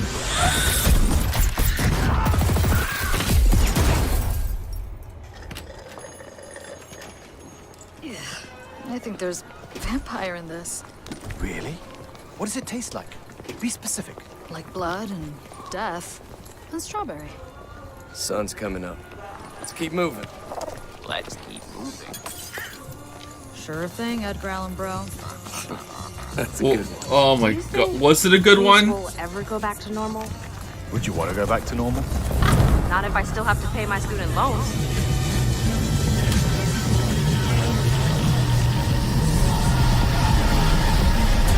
Oh, they can make an eclipse. Okay, that seems very powerful. But yet these 4 guys can still kill them. Alright, cool.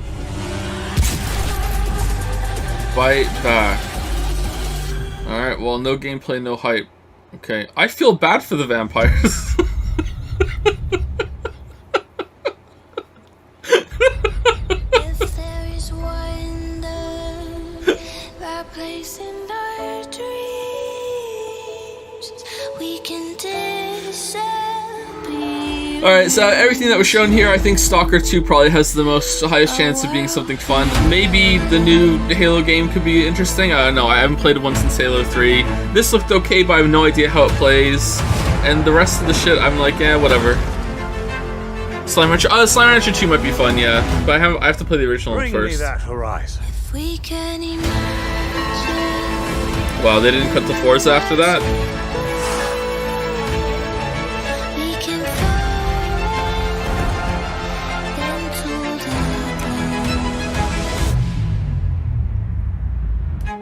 This is okay, but, you know, fairly weak, but okay. But, like, a lot of game studios and shit were also hit pretty hard with COVID, right? You know? There was huge disruptions for everything, so it's alright that it was a kind of a lower energy 3 and didn't have as much to show.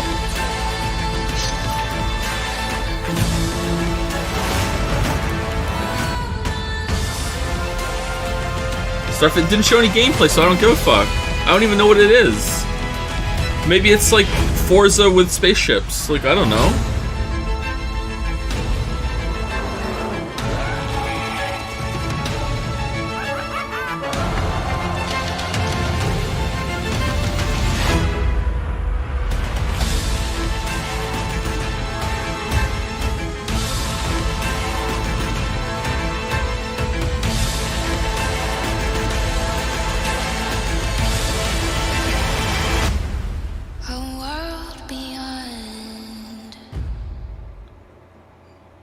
Just don't understand why we're still at this point. Still, that you just don't show gameplay.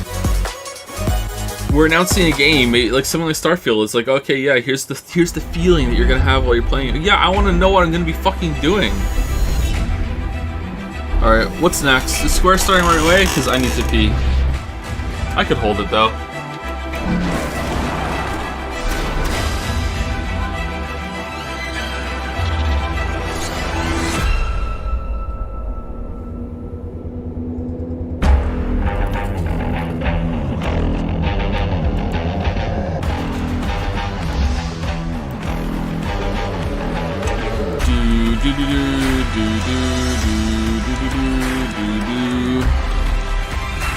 Mini frit. What? What? Verification can for real?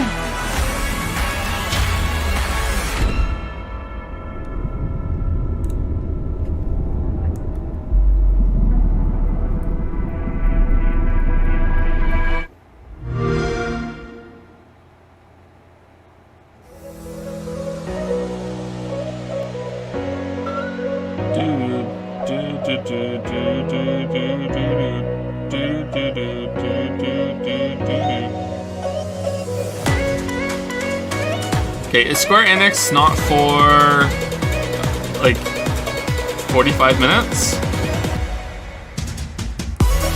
God damn it. Okay, well I'm gonna go pee while the music's still on. I'll be right back. Oh, the music's off now. Okay, well I hope something good comes on.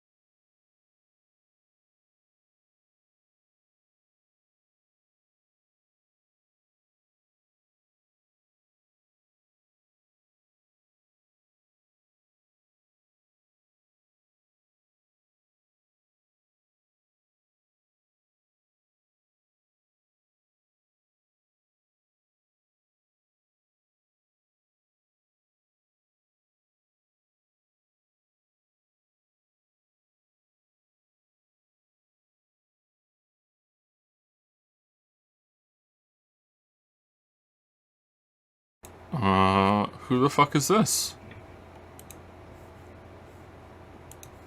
Alright, well, see you later.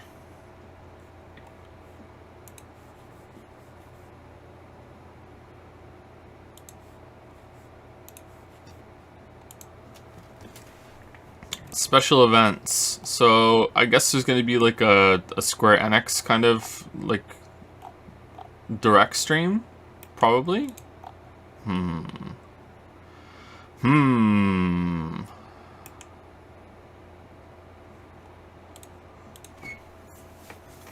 Alright, so the next one is in, I think, 45 minutes, so if you want to go for half an hour or whatever, like, assuming you are watching the show, you have time if you need to go eat or walk your dog or whatever you need to do. But if you just want to hang around, we can just, like, do, like, some Q&A shit, I guess, while we're waiting. It'd be nice if we get some music on, though. Should we put E3, the thing on? Just have something on the screen? Exactly. I want to see more. It was funny because we were hooting and hollering the entire presentation. When Redfall came on in the end, we were all dead silent. And I think just really excited about a new IP. Yeah, exactly. A new IP from Arcane Studios, makers of Prey, which is another phenomenal game if you haven't played it, which, by the way, on Game Pass, so check that out. I think that there's just so much excitement around this Bethesda Xbox crossover to really get the best of both worlds here. And it also goes to show, too, the...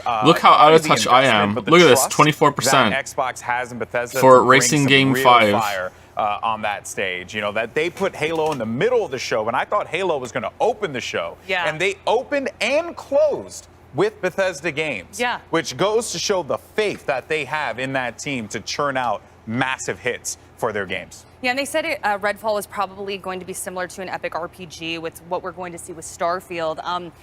Opening with Starfield, that just made me smile. Beautiful. And then 25 years in the making, the release date reveal, we all went wild. We're like, 11, 22. There really is a lot. And you she's know, she's 6'2", I think she said. I said this to the crew when we were watching. If they just give me, you know, like what we got with Oblivion, what we got with Fallout, right? If you just give me open world space adventure, that's fine. You just wrap me up in a little ball. I'll wait till 2022 and I'll be right in there like swimwear. I'm so excited for it. Yeah, I mean, spaceships, robots. I'll be honest, we didn't see a lot, but we were like, that was enough.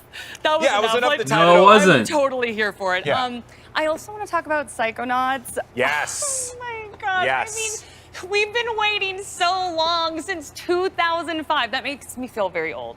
Yeah, it's been a while we're since aging we got that. ourselves a little bit there. But it's interesting, actually, because Michael was talking to us about how he actually played it. I'm sure he'll elaborate on that later. But we're like, we've been waiting. Yeah, he saw it at a showcase. He didn't get to play it, but he saw it at a showcase. He got to play? I don't know, but he'll clarify later. Okay, but he'll clarify. No, he said he got to play a little bit, and so he's like, we've been waiting. This game looked finished, and we thought it was going to come out in 2019. Then we thought it was going to come out in 2020. Then obviously we, got blipped, and 2020 didn't happen. So now we're going to get it here in 2021. And what are they talking about? Short. It's so close. August, was it 23rd? Oh, or something like Psychonauts that? 2. Okay. Really, I'm really pumped for that one. To clarify, I think it was an early build of it, so it probably wasn't like just felt dumb. It just goes to show what that team is able to make over there and the quality that they churn out. It is outstanding. I think what stood out to me was just that they're really focused on making it perfect. You know what I mean? Like they're putting a lot of time and they want it to be quality. Speaking of perfect, by the way, Forza. I mean, we're seeing shots of Psychonauts here, and it looked amazing. But Forza Horizon. Joe, be funny now. Yeah, there were moments, people, when we were watching. I know you guys at home felt the same way, okay? Where it looked like a picture. It looked like it existed. It does exist in the real world, but it looked like that it wasn't the video game, and it was the video. Like, how do they Playground manages to pull off magic every single time? I mean, the visuals are wild, and then on top of that, they add these fun game modes. Their battle royale mode is back. This pinata mode. What do you mean on top of that? We're never going to get Viva Pinata again. So there's just a lot of really cool things that they added with Forza Horizon. Genshin? Nah, I'm good. Creator, like the challenges you could make. Oh my goodness, Jackie, there's so much to discuss. So this is my thing with Forza Horizon 5. I'm an awful driver in real life, but I feel like I can play racing games decently.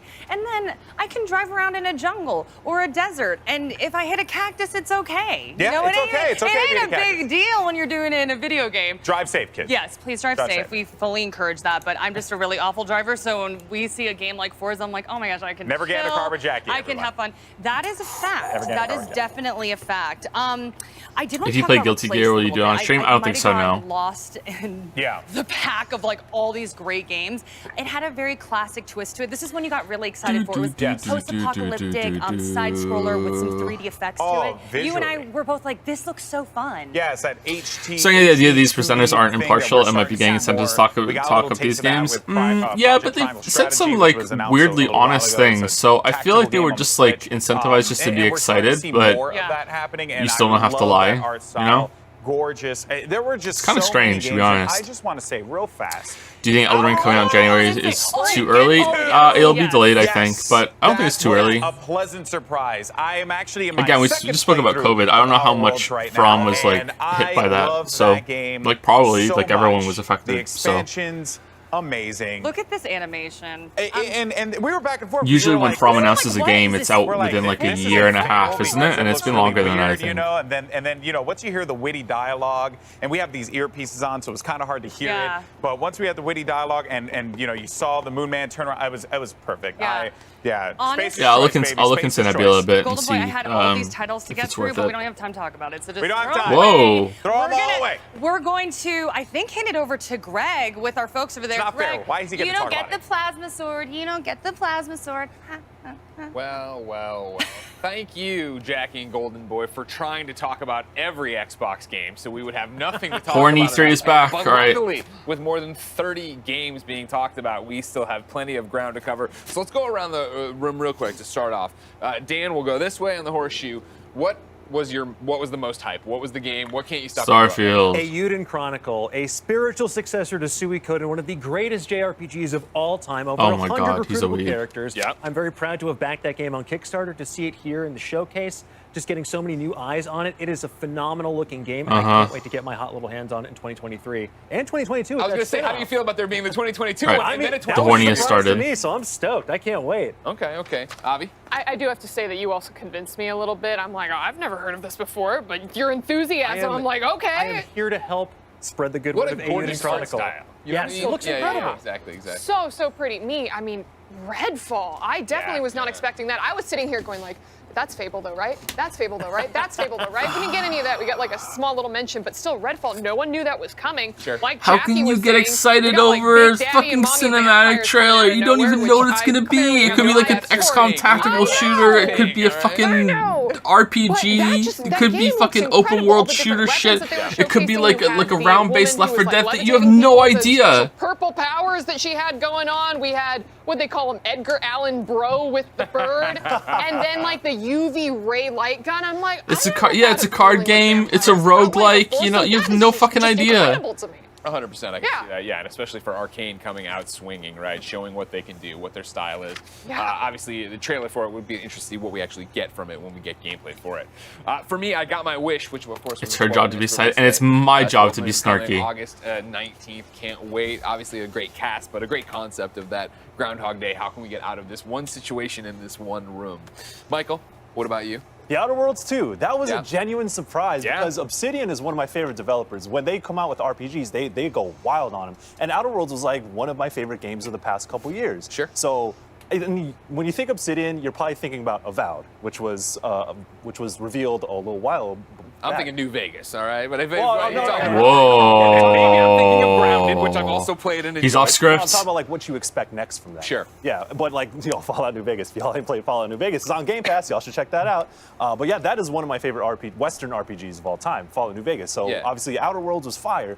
Outer Worlds 2, that was like completely unexpected. So I think that element of surprise is sometimes what we miss during gaming conventions. Sure. that's what they brought with Outer Worlds 2. Well, especially with what we're talking about coming off the year 2020 was, right? Yes. Where so many things got delayed, slipped, there's been so many leaks. Like, yeah, E3 is about those surprises, about this kind of thing. So the fact that they were able to do it and just put it up there, right? Just show you the trailer and be like, there's no gameplay, there's no gameplay. It's all good. And real quick, while we're on this trailer, was everybody else's vibe, were you ready for it to turn into Fable at any second? I know it's not traditional Fable, obviously, from the gameplay, but the inherent humor they were doing. Space With the Fable. narrator and starting off, because I know the Fable trailer that we kind of got last year was like a little. Remember in the Starfield trailer, one of the lines of narration was "this field of stars." Remember that? And then you got here. That was a cool moment. Which VR games do you play? What do you think about Beat Saber? VR makes me sick, so Beat Saber is the only game I can really play. Pistol Whip 2, I can play without feeling sick, and Pistol Whip's really fun. But yeah, it's Beat Saber and Pistol Whip pretty much. I tried Alex, and it just makes me throw up. But it's been a long time since I did VR. Game, amazing pixel art, and I love a good 2D cinematic platformer or brawler, whatever it ends up being. But that game definitely caught my eye. Yeah, great art style, right? And that was another one going through. Like, is this last night? What are we talking? Like, where are we at? What game? Do you be doing any streams between E3 and the completion of the Witcher Cyberpunk videos? Unlikely. That was the one where it was I don't the think family so. with the dog. No, that was Somerville. That's I also like that one. Somerville, I'm all about. Somerville, I'm all about. That one's former Playdead developers, so Limbo Inside. Yeah, that's Oh, it is. Oh, okay. Jump ship. Okay. Wait, what happened to But then at Playdead? the same time, the dog kept disappearing, so I'm going, can my heart take it? Try some Ginger tea before playing VR. I have, it doesn't work. You got like weird purple javelins coming down from Alien. That dog ain't making it in at least one playthrough. I'm sure there's a happy ending. I'm sure the whole family makes it. To get better at it, I highly recommend Galaxy and other Ghost really good stuff. Oh, it's excellent. It's not the game that's the problem. It's me and just moving in VR. Hell yeah. What little I played of Alex was amazing. Yeah, I think Xbox really came out and delivered on this. Yeah, one, right? and like Bethesda did too, because you start with Starfield, which we actually saw something from Starfield and a release date and all that. Did we? And it's also going to be like a full next-gen game. There's so much to talk about. But then they also bookend it with Redfall, so it's like Bethesda are the highlights of us. So it's like, yes, we have Halo, we have the expected Xbox franchises like Forza, but to start and to end with Bethesda, like, we spent that money. It's about to pay off. What VR set are you using the Index? Golden Boy eating up so much oxygen. I've had it for a while. I want to talk about, right? They just yak. Let's talk about all the big games. But there are so many things we haven't even touched on. Again, with more than 30 titles. Something that stood out for me that I wasn't expecting was the Sea of Thieves crossover. With I've had multiple friends on me that I need to play Sea of Thieves. It's fantastic. Yeah, it was like a real lifeline for me during the pandemic because I was able to connect with my friends in a way that we couldn't do in person because we couldn't hang out, so we could take to the high seas and just wreak endless havoc. It's like a sandbox for chaos. Anything you want to do, you can make it happen there. And to see a massive license like Pirates of the Caribbean come into this, it fits so well narratively and diegetically, but also the gameplay potential there is really exciting too because you really want more quests that are story-driven in that game in between just the random things that happen when you're out and about in the world. So I'm super excited for it. And it's a free content update too. So talk to me about that. How much content is there in Sea of Thieves right now in terms of storyline and stuff? Because if I can interject, one of the things that scared me off was in the beginning it was content light. Okay, and I know they've added stuff to it, but Grounded spoke to me a lot as a Honey, I Shrunk the Kids fan. And I had put in a lot of time, or not a lot of time, but like a few nights into Grounded when that launched, and it was the same thing of like, cool, now every week we're going to give you a little bit of a reason. I'm like, oh, okay, like there's not enough here. Is Sea of Thieves right now already before you still hear it? Content complete in a way that's like... I would say yes. I think that there is enough content to satisfy you at this point. It really depends on what you want to do. If you're the kind of person that likes to really grind out reputation... We don't have time to play some games. The next one starts in half an hour. Grind it out with all these different sort of daily quests, but there's enough tall tales and other quests you can do where you get that narrative in there. But I'm excited to see how this brings in a narrative in a more structured way than what you already have. Because for so many players, they've already... The gaming industry should be more honest about how games are made and put together. Like, production value. When you see these trailers and they try to look like, oh look, we have our shit together. It's definitely everything's planned and putting our best foot forward and everything. I can definitely understand that. But then you hear about after the fact about how like production was chaotic and all over the place, and they didn't really know what they were doing, and it wasn't until like 6 months before the game even launched that they really nailed down how the gameplay worked and all this other shit. And I feel like you just kind of get to keep collecting. Gaming industry was more honest about that, I feel like there would be less rejection when it comes to like disappointment from what you see in the trailer and the first impression. It's like, wow, this is what it's going to be, and then it's like, well, nope. Yeah. Is it like, I think one of the things I saw in the Kind of Funny games. Not every game. Indie games usually fare much better from like, hey, this is what the game's going to be about, and then the game comes out. It's like, oh, that actually is what it's about, for better or worse, you know? Like. I thought it was funny when someone had said like, oh, looking at the Forza, we're not getting Viva Pinata back after running all of them over, but it does What's have the next like stream game after the Witcher 3 video? Like Wander Song and 13 Sentinels. There's a bunny slime, there's a bat slime. And probably Resident Evil 8. Create these own little pens and environments for them. I don't know what order, but those would be the games you come back with. It's a very chill game, similar to Viva Pinata. You're not going in trying to, you can min-max things. Did you like the conference? It was okay. Those are bad slimes. The icky goo-goos. They deserved what they got there. Okay. Yeah, no, you blow those up. It was okay. You know, again, as driving for release dates and things that I've wanted for a long time from Xbox, finally getting Flight Sim on Xbox Series X, right? Pretty cool Top Gun crossover. Hey, ladies and gentlemen, you said, why is Greg Miller been doing all these bombers? Did I have a disappointing buyer than a sympathetic Lombard? Maybe, but I think you could have the best of both worlds if you just didn't announce your game until it was closer to being done. Like, for as much as I didn't like it, like Forza seems to have it down. It's like, hey, look, this is what the game's all going to be about, and they actually show the game and they talked about it, and it's like, oh, okay, cool, and then it comes out and it probably is representative of what it is, right? Like, Damon, anytime you want me to whereas anything that's maybe it's because Forza. I'm sorry to. I don't mean to insult Forza or anything. But like maybe that's because it's relatively simple compared to what you're doing in like a shooter game and shit like that. Like I don't know. Like maybe like that's not to say it's easy to make or anything. It's just like okay, they built the world, you drive around in it, and you have races. Like it's very refined, you know. Like it was supposed to be there at launch with the Series X. Of course. I don't know about. I think. Don't you think that comes down to the fact that right now they're confident they can hit by the end of the year, but just not on a date. They can't do it again. They can't. They don't want to be a punchline yet again. It's going to be like the Halo 2 ARG. You have to find out what holiday they're referring to specifically. Building hype seems necessary to sell. You have to build community and stuff. Otherwise, games don't sell. The market is way oversaturated. Yeah, but I don't really think that this is the way to do it. Talking about and Jackie was talking about it, but there's lots of games that were announced today that I'm just going to completely forget about, and I think a lot of people are going to forget about them too because who gives a fuck? Like it's not going to be out for 2-3 years. Okay, well, just delete from my memory, and like I hope that you get to remind me about it before it comes out. You know, it's been acquired by Microsoft, but they still have that independent spirit where they could do wild things. And yeah, Psychonauts has always been like that cult classic back in 2005. When are we going to see it again? When are we going to be Raz again? Like, I think they're very. Well, you played, of course, the genre-defining PSVR title they did. Rhombus of Ruin. Yeah. Oh, damn, my bad. I forgot about that. Yeah, damn, Tim Schafer's gonna come out. So did the world. Don't worry about it. Psychonauts 2 is coming out soon. I can't wait to play it. It's mad whimsical, and I think that's very important to balance out a lot of the violent shootery types of games. Damon, you got about 20 seconds. Anything else? Anything? Oh, I also was impressed with Eiyuden Chronicles. I've never played Suikoden, but I know that I would love Suikoden. So now I get to experience like a modern-day take on Suikoden. Jared Petty's heart just broke somewhere. You said you've never played Suikoden. It's not the first time I've broken Jared Petty's heart. All right, fine. Huge news from Xbox, and we've got even more to show off. We got 3 former Xbox leaders to sit down to talk the past, present, and future of the console. They all helped launch. Okay. Can someone let me know when Square's page is up so I can switch to it? Like if there is a Square page? It might be open right now actually because it might be on the 30-minute countdown, right? Hello E3, this is Dean Takahashi. I'm the lead writer for GamesBeat at VentureBeat.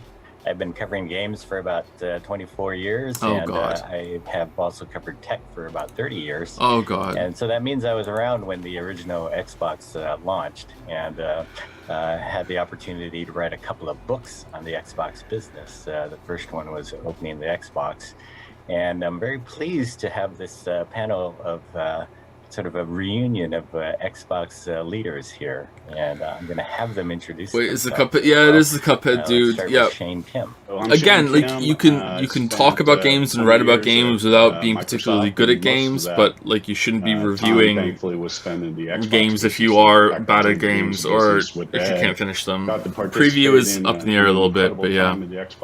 How's it guys? This is because he can add a lot of value when it comes to writing articles about games. It's just that when it comes to reviews, really competed pretty not the best with Sony and had some great times, including the launch of Halo 3 in 2007. All right, so Square. Really great to be here. And Robbie Bach. Hey everybody, my name's Robbie Bach. Like Shane, I was at Microsoft for a little over 10 it is. years. Okay, we're gonna switch over to Square Enix. Business and then moved over to the consumer area in 1997.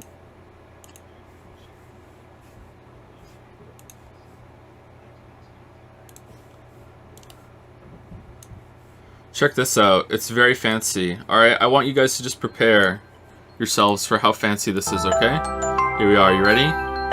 1, 2, 3. Holy crap, look how fancy. Super, super, super, super, super, super fancy. Let's turn it down a little bit.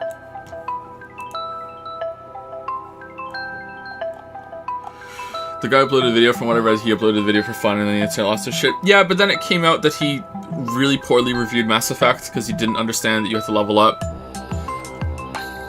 I think there was at least one more too, where it's just proven that the guy just doesn't really understand how games work all that well when it comes to playing them. And that's fine if he's enjoying himself playing the game. Then great. Like I have no issue with people who are bad playing games. Of course, like why would you? But when it comes to reviewing games officially, like when it comes to reviewing games to your friends or in a casual or social environment, like anyone can review a game, anyone can talk about a game, that's fine. But when you're officially reviewing a game, like you're paid to review it, it's going on like an official publication or whatever like that, like a serious publication, a formal review. Not only do you have to have like some base level of competency when it comes to games, you also have to finish it. That's where I stand. Like, you can't review a book if you don't know how to read, or if you don't know how to read well. You can't review a movie if you haven't watched it, you know? If there's something that prevents you from finishing the game because it's, like, buggy as fuck or whatever, and you, like, gave it a reasonable amount of effort, then okay, yeah, you can review it. But, yeah, that's where I stand. What does it mean to finish the game? Well, in most cases, it's very clear what it means to finish a game. You just get to the credits. In some games where there's open world and there's a lot of optional content and side shit, or a big long-time multiplayer kind of thing, then okay, then it has to have a discussion of, like, where do you get? Like, how many hours you have to put in. Probably around the same that a single-player game would be there. You have to do every single quest in an open world game or whatever. How about stuff like Zero Punctuation? Yahtzee doesn't finish the games often. I'm not sure if I would call Yahtzee's videos reviews. They're more entertainment. They're in the same kind of review area, just kind of like, I would say they're more impressions, and he's just using them as a vehicle to tell jokes and be entertaining and be very snarky. Like, I'm not sure. But that's not the same as a formal review by any means. I really like Yahtzee's content. I'm surprised he's still making them. I just watched one of his, I think.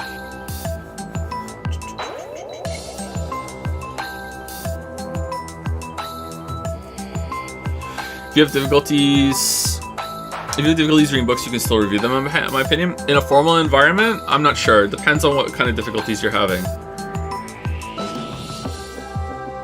There's a lot of nuance to this conversation and every conversation, of course. But in general, it depends. I don't think you can review something that you can't understand. So if your difficulties are to the point that you can't understand something, then I don't think you should be reviewing it.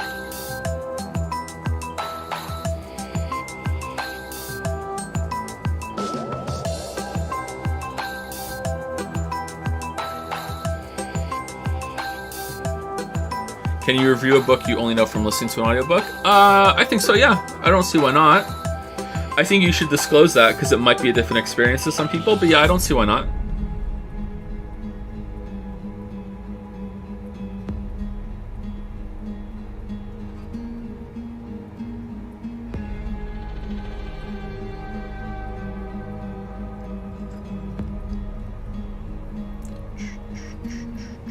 You mentioned Wandersong a bit ago. It's on the stream schedule, so I was wondering what your thoughts were on Chicory. I've never heard of Chicory, sorry. These announcements are more for investors and gamers. I do some small-scale investing, and if I have the confidence to work on something interesting even years out, I'm more likely to invest in them. That's true. It's not just for the consumers. Yeah, that's a good point. But it is a big consumer event, and gaming seems to be unique to have this sort of thing. Maybe that is because of investors. It's because gaming got started when a lot of different other systems were already well established. I'm not sure. Tradition holds a lot of clout in a lot of industries.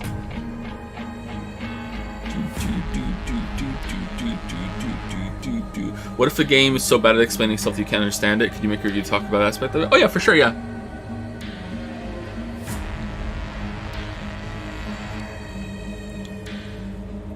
Like, if a game is so complicated, or media, like a book or a movie is just so incomprehensible that it becomes a flaw, you know, like any reasonable person couldn't understand it, then yeah, for sure, yeah. That's part of it. Like I said, there's nuance to the conversation. But in general, most media that we consume isn't like that.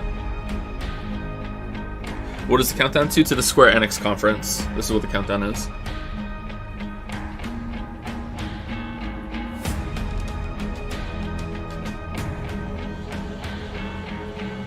Thoughts on the Spyro games? Never played them. Looking forward to Breath of the Wild 2? Yeah, but, you know, I'd like to see more of it. Hopefully that'll happen on Tuesday.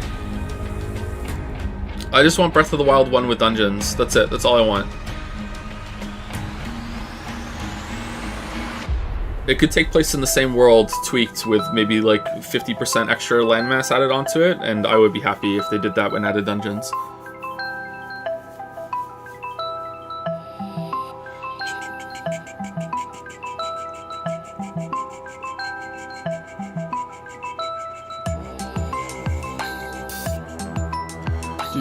What are your thoughts on completionism and the obsession elitism some people have with it? I 100% it's less, but then when the expansion came out and couldn't even bring myself to download it. Well, the obsession elitism can just fuck off. Like, it doesn't matter. Like, everyone should be able to play games however they want. I get accused of being a completionist a lot, but I usually am only a completionist when it comes to making videos. When I play a game for my own enjoyment, I have to be enjoying it very, very much in order to 100% all of the content and all the side content. But when it comes to making videos, I like to see all of the major content and to make sure that there's nothing that I'm missing. And I usually do a lot of content just to tear it apart to understand it properly. Again, I don't really do reviews either, so it's very important to me to understand what a game has to offer, and also to find out what the content is in it, if it's good or not. Like, someone said, I think it was Marek made the joke, you know, in Disco Elysium, like, everything that's interactable in that game, like, what if this one fucking painting on the wall ends up being the best content in the game? And that could happen in Disco Elysium because you don't know what's like a rabbit hole that you can fall into. But like, even if I was making a video on, say, what's the Assassin's Creed game that added the flags? Did they all have them? Was that Assassin's Creed 1? Or was it just Assassin's Creed 2 onward that they added the fucking flags to find? Like, I wouldn't go that far. Even if I was making a video on Assassin's Creed, I wouldn't find all the flags. Just like when I played the Breath of the Wild video, when I played Breath of the Wild for the video, I didn't find all the Korok seeds. You know what I mean? Like, there's a limit to how far I will go when it comes to completionists to see all the content to make a video. But looking back, when I made the Fallout 4 video, the first one, I wish I had done every side quest. Like, I think I still did every major side quest, but I wish I had done literally every side quest in Fallout 4 and gone to every single location. And I did go to every location for the 1 year later video, but I think there's still were some side quests, like maybe I missed like a handful, but I wish I had done them all for the first Fallout 4 video. But then again, some people might prefer that because the Fallout 4 video came out quite quickly after the game was released, because I didn't do that. I didn't give that as thorough an inspection as I do now for videos, and some people might prefer those, but this is the kind of style that I like making at the moment. Honestly, I'd be happy if there was no additional landmass in Breath of the Wild 2. That is provided we get dungeons and the existing land is heavily modified to reflect the time skip event in the new villain. Well, if they modify the land like heavily, like there's like new like mountains, or like there's a new canyon here, or there's like something erupted from the ground, then okay, yeah, I'd be fine with that too. But it has to be like very, very modified. But if it's like the same shit and there's just like an underground layer that has dungeons in it, then I'd be a little disappointed in that. I would like the topography to be changed at least a little, or a new landmass added.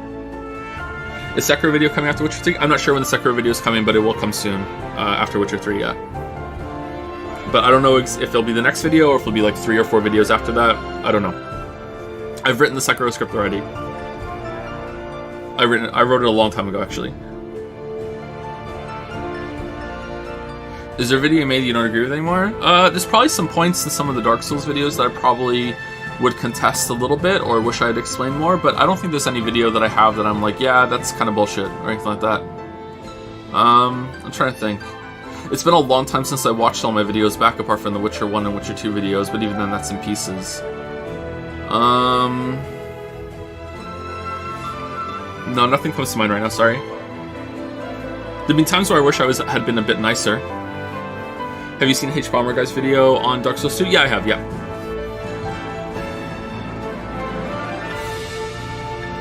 I feel like he got too much shit for his point that the way the world is put together is very surreal and dreamlike and keeps you on your toes. That's the only thing that's ever been said about Dark Souls 2 that made me think, oh, that kind of explains how the world is put together nonsensically, because you do go through that portal at the beginning, and like, how the fuck did that elevator to the sky get past, you know, testing and shit? And that was the only thing that made me think, oh yeah, that kind of explains it. That's kind of a cool point. But whether or not it's a good thing to keep you on your toes and surprise you compared to, you know, you being able to piece it together is another thing entirely. You know? But I think you got too much shit for that point.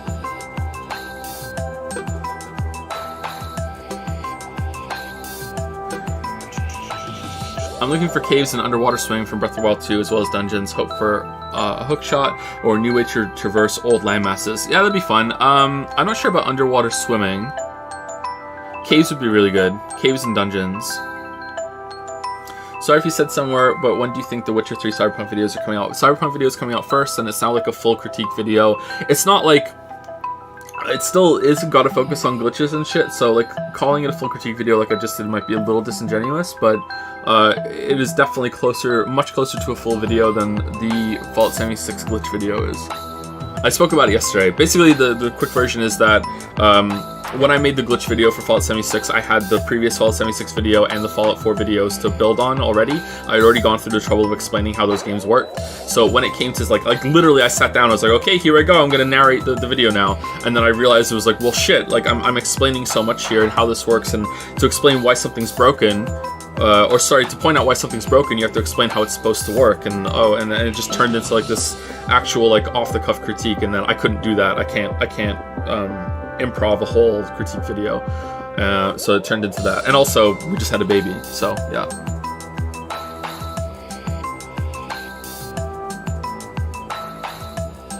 She's barely 2 weeks old. Will you make a Disco Elysium video? Unlikely, no. I don't think I could talk about the politics well enough for that. Anything you're hoping to see from the Square conference? No, not really. Like, just like long shot, something to do with Chrono Trigger being revived. That would be cool.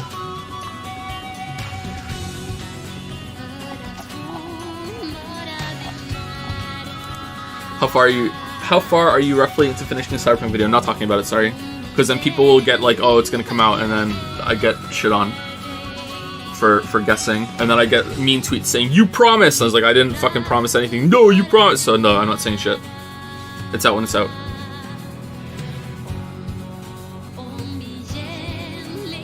Have you ever tried out the story of Final Fantasy 14? I played Final Fantasy 14 a little bit, but the opening is kind of rough and kind of boring. But I want to power through and play it a bit with Weeaboo Bill. But that was a while ago, and I don't really have time right now. Have you played the Crosscode DLC yet? No, I have not. No, I'm looking forward to playing that eventually. I love Crosscode. Have you done the Sekiro update? No, I haven't. Nope. I'll have to do that for the video, I think. What are your thoughts on remakes that the biggest challenge are purely visual? Like a remaster, sure, but a remake, I think a remake should do more than just change the visuals. Remake should update gameplay too. And arguably, if there's any problems in the story, they should also fix some of the story problems too. Like a full remake should be a lot more in depth than just like updating visuals. Thoughts on Deus Ex Human Revolution and Mankind Divided? I haven't played Mankind Divided. Human Revolution was pretty good. I prefer the original, but Human Revolution was pretty fun. I think it was too short. I think it needed one more area.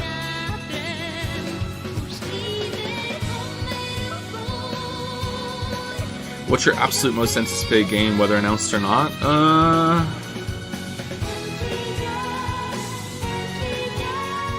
don't know. I have no idea, sorry. I mean, I guess Elden Ring, but that's like kind of meh. Silk Song maybe? Like, I don't know. Have your thoughts on Last of Us changed at all? No. Still a waste of time, IMO. What do you think about Battle Royales? Do you enjoy competitive multiplayer games? Battle Royales are a cool concept. I wish there had been like, there were more ones that aren't based on ambushes and the time to kill was a bit lower. You know, this is a problem with online shooters since I think Call of Duty really popularized shit after Halo.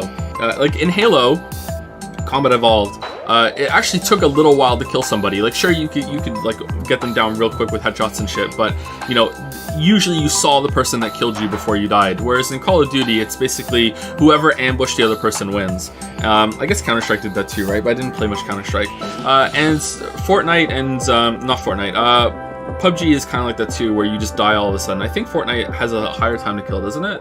Anyway, I don't really enjoy just dying out of nowhere because I wasn't constantly looking behind my back over and over and over again.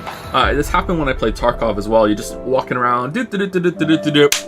You know, it happened in Hunt Showdown as well, although that's a tiny little bit better, where you know you just spend so long like stealth creeping into this house, and you're about to get into the front door, and then it just so happened that someone with a sniper rifle that was like 100 meters away just looked at that direction from the forest and shot you in the head. You know what I mean? Like, it's really annoying, and as much as I can appreciate that's what the gameplay is built around, it's just not a fun experience to just lose 20 minutes of your life because it just so happened that someone saw you through their scope at that time, you know? The problem I have with multiplayer games in general is that the matchmaking isn't up to snuff, whereas it's not just about work, it's also about being a dad and not having as much time to commit to a game.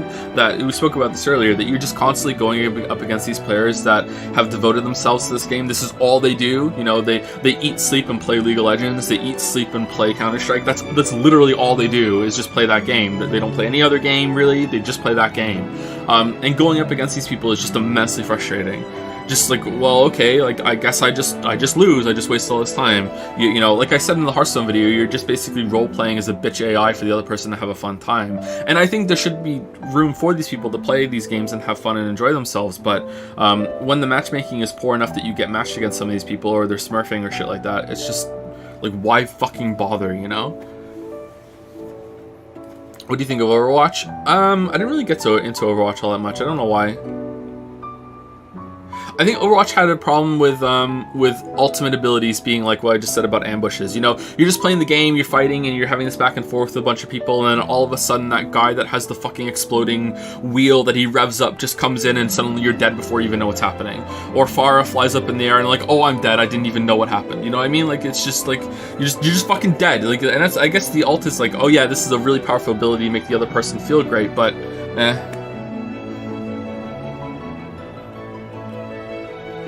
But keep in mind that when I played Overwatch, it was like brand new. That's the only time I ever played Overwatch.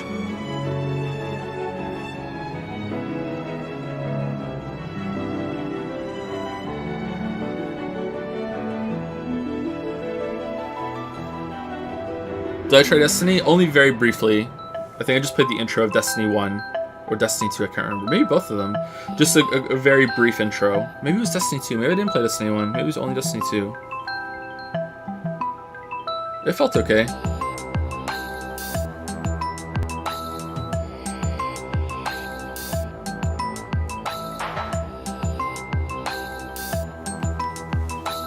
Have you tried Apex Legends? I think once when it came out I played it for a little bit and it seemed alright.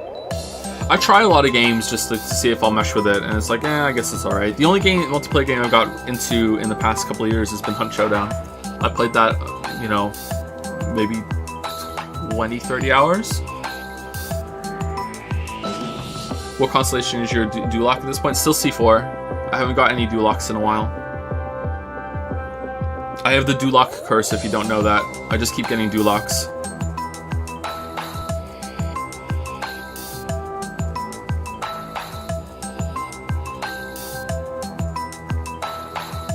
Do you enjoy fighting games? The only fighting game I've ever enjoyed has been Smash.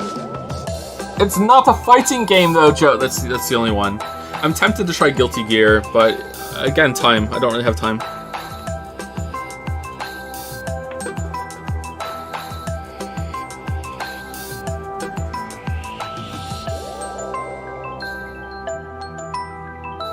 Are you going to talk more about the books in the Witcher 3 vid as well as the show? I've been reading the books. I want to hear your thoughts on them. Yep, I read the books. I'll be talking about the books in the show in the Witcher 3 video. Mostly the books, so I don't really have much to say about the show.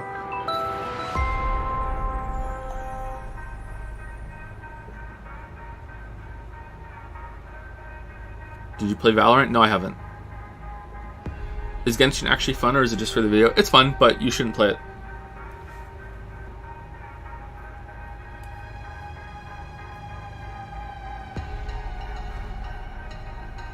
It wants too much money from you.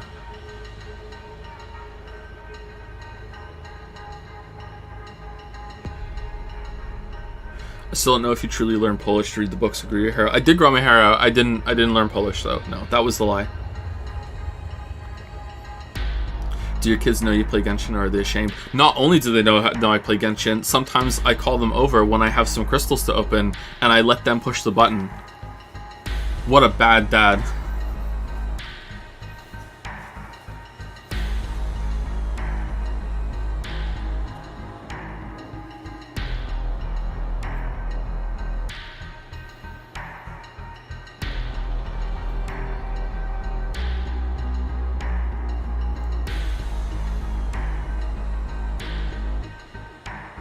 You play Inazuma and Genshin next PAX when it comes out and considering to review? Oh yeah, of course, yeah. The Genshin video is months and months and months away. And then I'm done with it forever. Hopefully. Is it possible to objectively measure the quality of a work of art? No, it's not.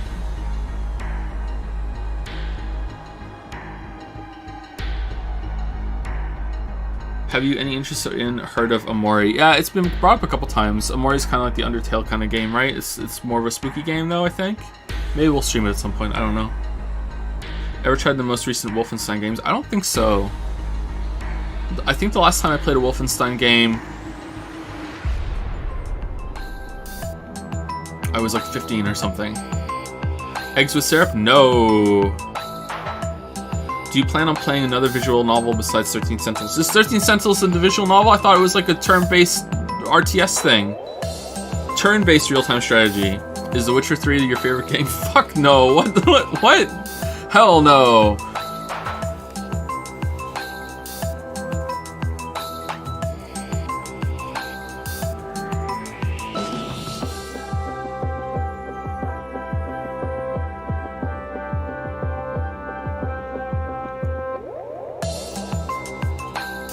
Six minutes.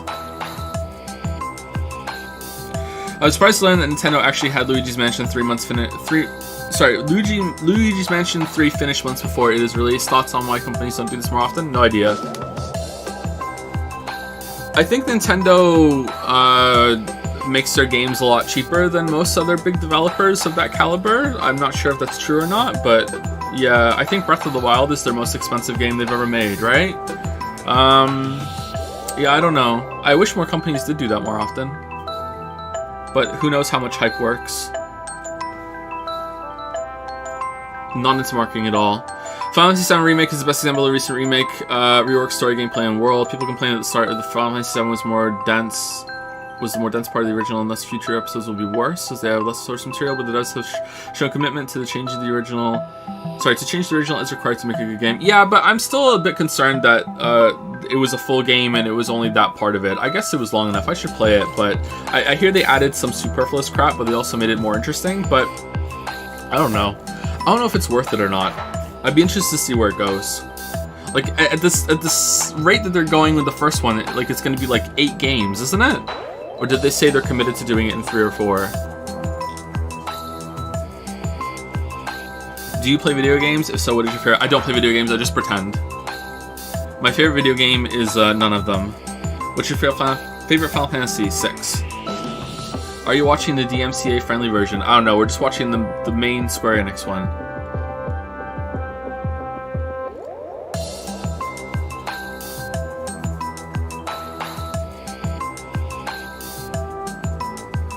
What's the last game you played whose story had impressed you or left an impact on you? Outer Wilds. Do you think Outer Wilds is underrated? I think it's underplayed, but I don't think it's underrated, no. How much did you enjoy Yakuza 0? It's really good, I enjoyed it quite a bit. I'd like to play the others.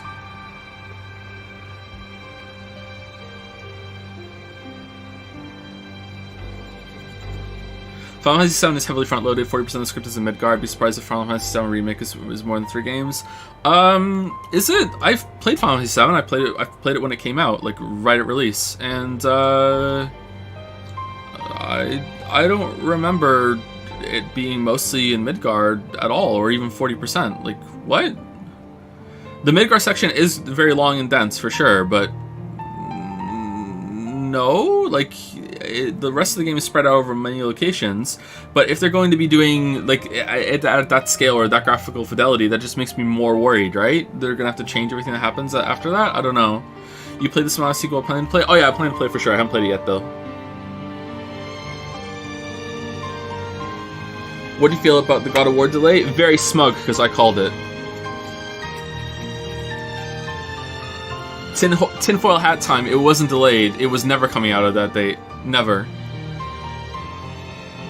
They would have fucking shown gameplay. Have you watched Love, Death, and Robots? I have not.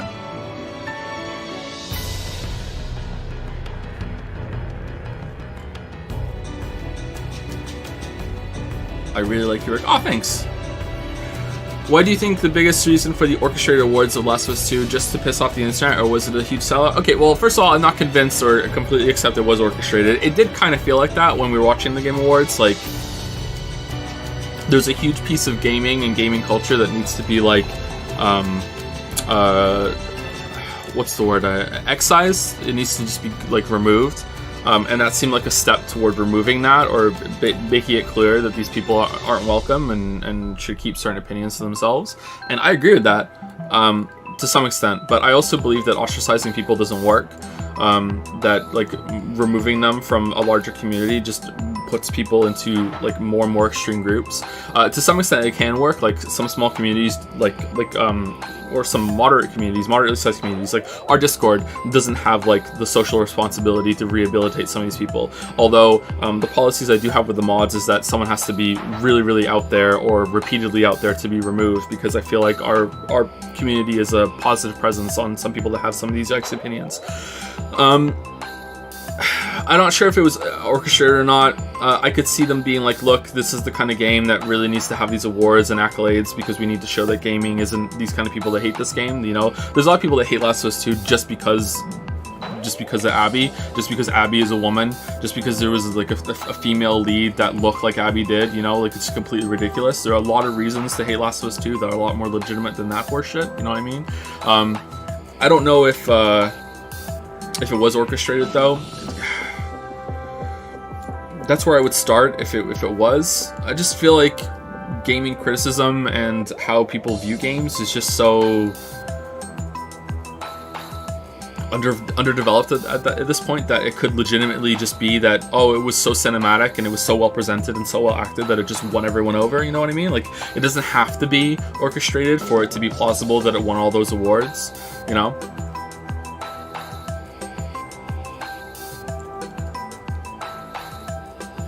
Do I like jazz?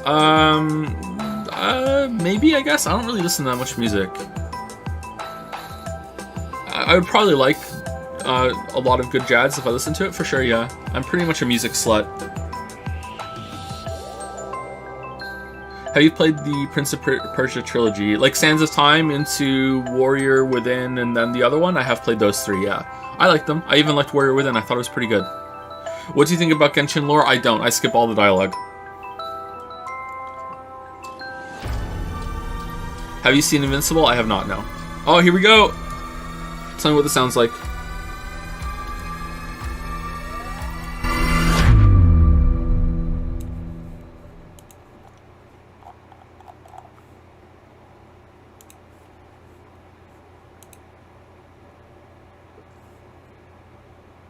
Oh.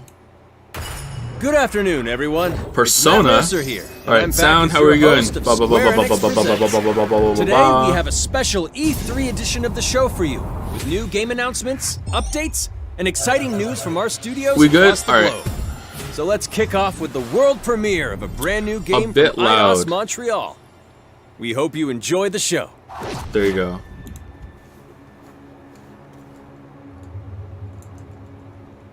Let's get loud. I am so proud of you. Oh, that's pretty. Do you know what a birthright is, Peter? It's Starfield. Oh, it's... Okay, never mind. Something that's a part of you. Like your name. Gardeners of the Galaxy? What? No, Rocket. So I let Groot fill out the paperwork. Why is he blonde? So we got fined. We appear to be 6,963 units short. I know, we clearly need a plan. I need a hero. I love this song. Anything with claws the size of rats, let me know. We got this. Whoa, gameplay! Holy shit! Roll. No!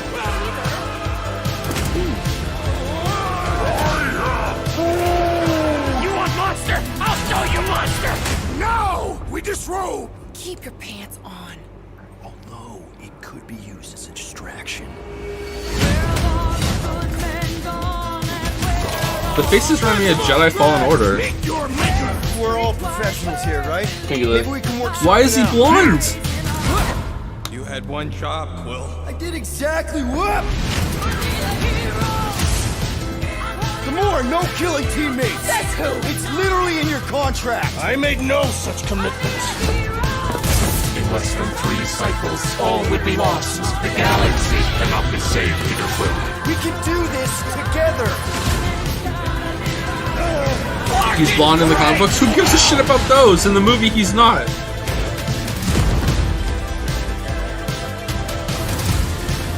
Star-Lord, right? It's Star-Lord. Oh, crap!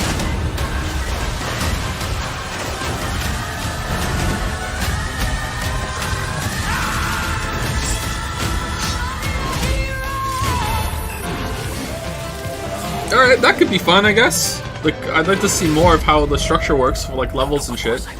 That could be fun. I guess. Oh, that's out soon. Never mind, it's probably crap. Hi, my name is Olivier Proux, senior producer here at Eidos Montreal. For the past few years, we've had the privilege to work on our version of Marvel's Guardians of the Galaxy and reimagine it into a single-player, story-driven, third-person action-adventure game. It's our own fresh take on the Guardians, and something that's really unique to our game is that you get to be Peter Quill. As Star-Lord, you're constantly in the middle of the action. That's true. As you try to lead no other game this lets you do band of that. misfits. But today, I'm really excited to have all of you join us on this journey, and you'll hear more about the game from our team behind this project. Right, let's do this. I've always loved Marvel's cosmic characters. Growing up as a kid, I read them, enjoyed them, loved them. I had the opportunity to write for Marvel on some of their cosmic titles. I went back with the help of Bill Roseman, the editor, and kind of cherry-picked characters from Marvel's past. Do you think he put the Star Wars poster up to make it for all this? underdogs, so that the reader would think, "Oh my gosh, how is this team going to survive?" And that became the Guardians of the Galaxy comic, which we loved working on. I remember the first time that the Marvel crew came to Montreal, we were showing them the design of the characters, how they would look, and they stayed silent. I don't know if it's a minute, but in my head it was a minute. I was like, oh my God, like they hate it. We realized how much that Marvel and Eidos Montreal share and have in common, and that we knew the Guardians were in perfect hands. Looking at the samples that Eidos were kind enough to show me, I think he's fantastic and absolutely in the spirit of what these characters are. What makes the gameplay experience unique to me is no matter in what phase of the game you are, whether you're in exploration or you're fighting, the Guardians are constantly around you and you never feel alone. While you're the leader, the Guardians will also challenge you and make decisions on their own, and you will have to adapt to it. You are That's a big team. Literally part of the Guardians of the Galaxy.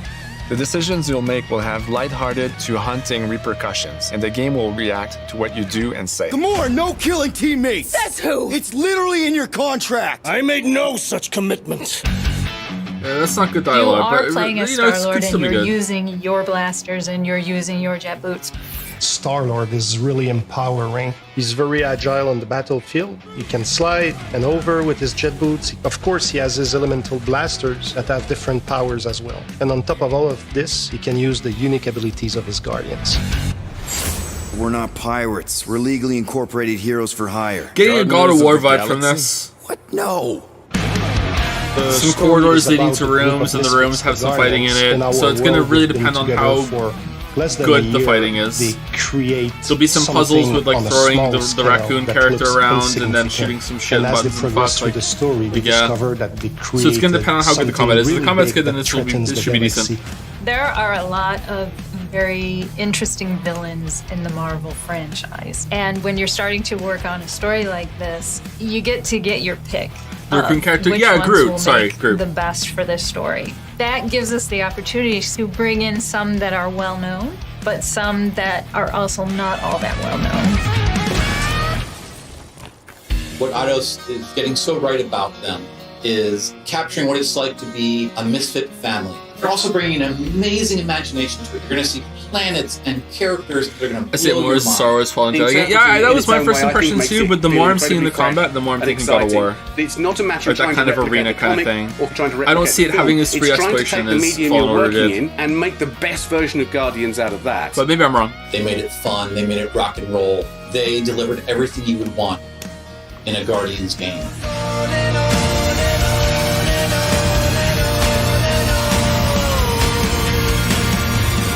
It looks nothing like fucking Chris Pratt. Yeah, I know. Apparently this is based on the comic books that came out after the movies or something. Like, the comic book tie-in after the movie. Like, I don't know. So it's based on that. Kind of weird decision, to be honest. But yeah.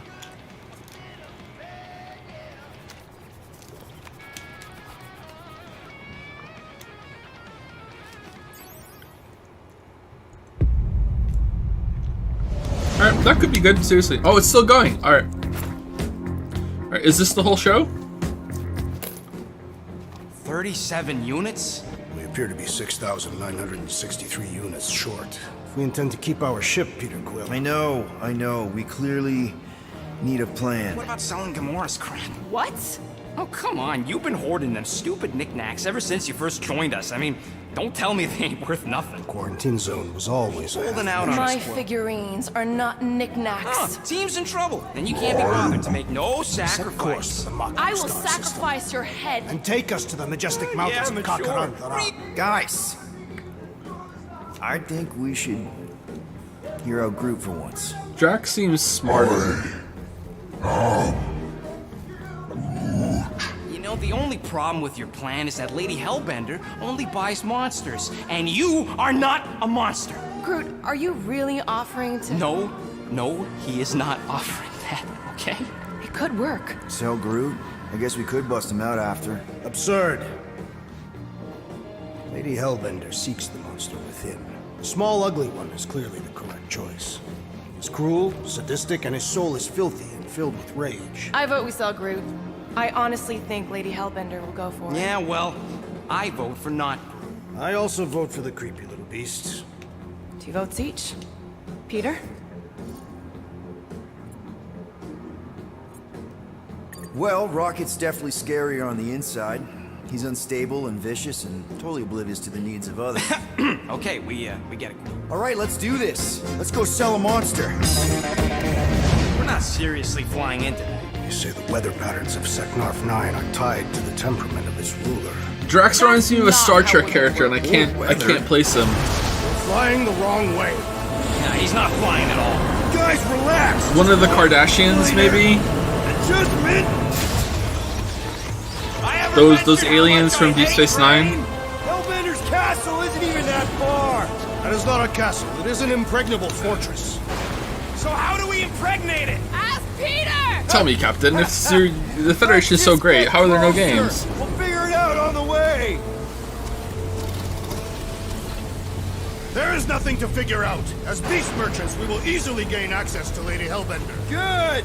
We've already got a beast. All that's left is the merchant part. Good thing I put on my official merchant costume. There is no such thing. Right? The fact you ain't sure don't vote so good. Whoa! That is some really crazy lightning out there. Never seen anything like it. Meteorological suicide is what it is. Is the whole game gonna have this banter? Because not the best banter. Hey, is my jacket all right? At least you got a jacket. Some of us are soaking here. Less whining, more walking. Hey, Stormlord, We ain't seriously walking through this. It'll take forever in this storm. Stop complaining. The hardship will strengthen your spirit. Alright, right now it's a bit more Jedi Fallen Order. Thank you very much. You are welcome. Let's see how like the jumping around works. Is it all scripted? Like, can you jump? Looks like you can jump. Alright, maybe a bit more Jedi then. Oh no, they're alive.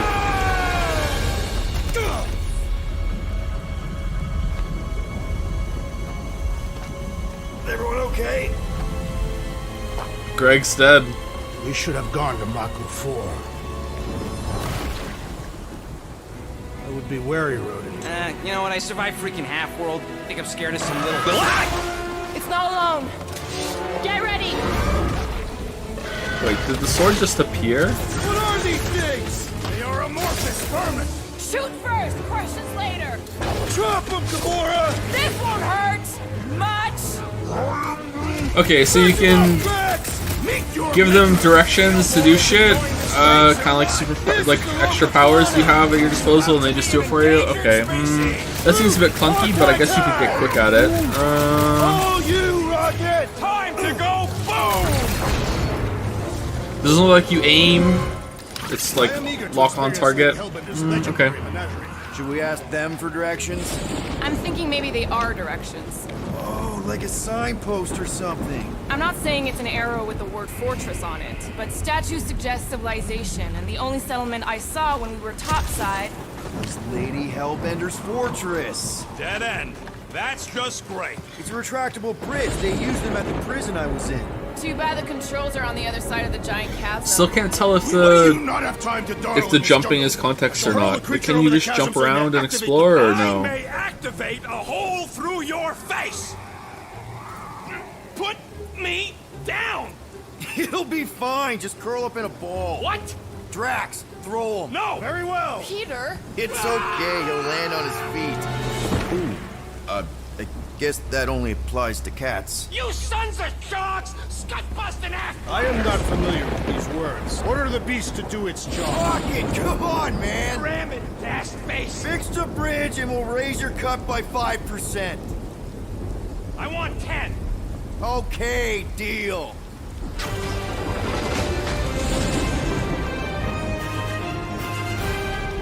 Thanks for the bridge, Rocket. If you even think of pulling that scud again. Hear that? Guys. I got it.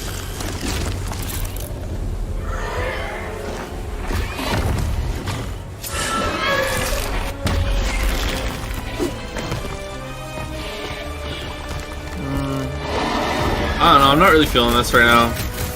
These creatures are perfect predators. Stop cheering for the murder monster! Was that a slow-mo ability or were those drop frames? Stagger bar.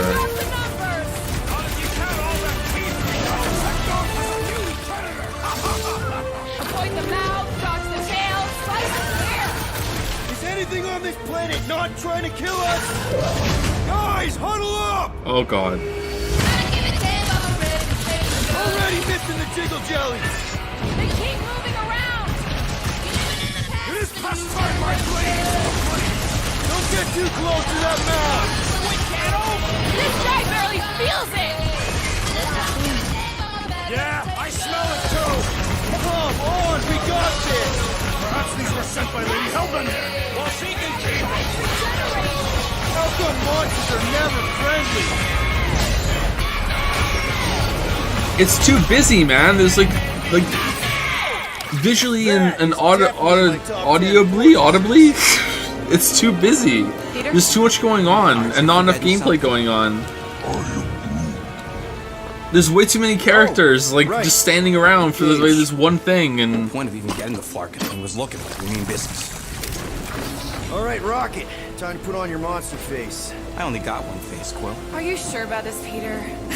Look at him. You better have one hell of a sales pitch.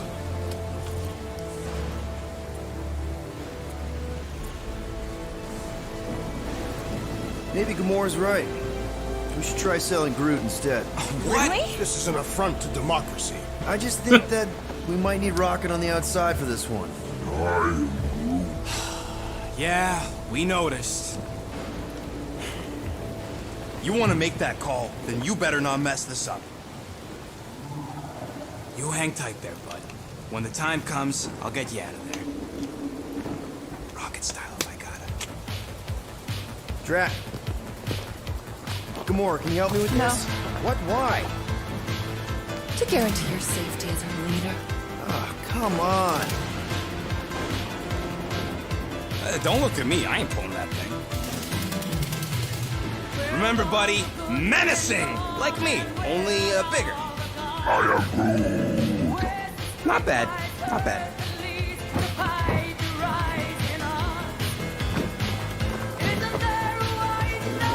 Easy, big guy. This seems really easy to move. So, how long before someone else wants to pull this thing? You're 60 clicks from the fortress. I'd say closer to 75. We got this! Rocky, what are you doing?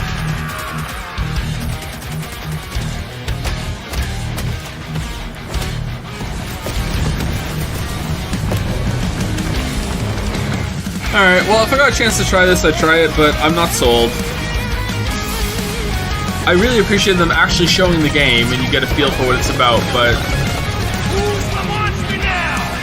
I don't know, there's some of the combat that seems very flat to me.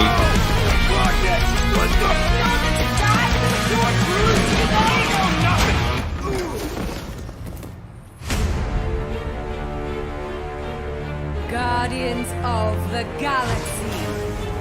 How many times Oh, it's still going. do Okay. I have to kill you? The audacity that you thought you could rob me, Dweller! Feast upon them!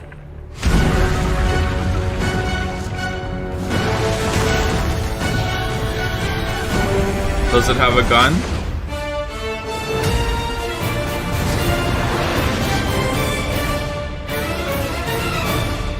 It's still not done. Yep.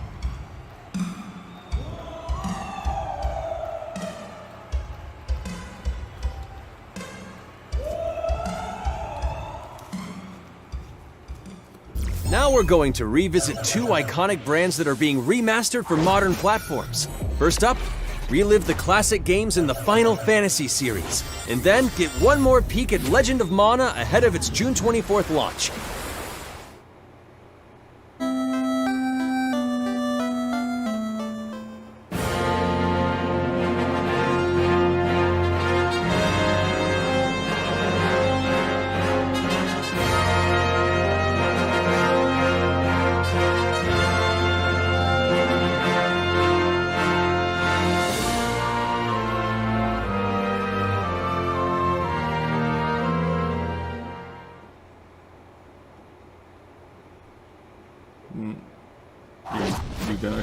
You're not showing them? Okay. Alright.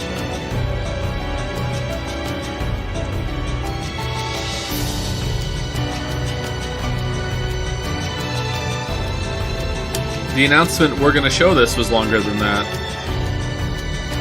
Never played this. I hear it's good.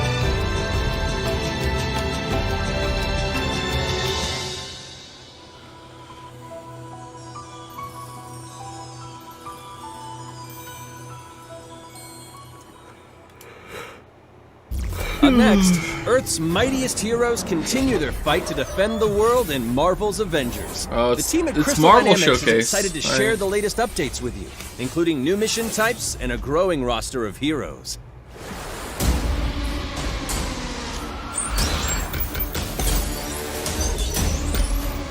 Avengers, secure that super weapon at all costs.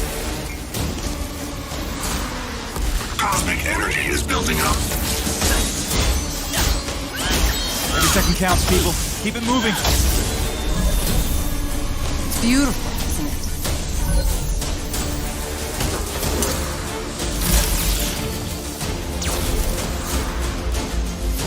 You're out of your depth, Avengers. Shutting you down, Monica.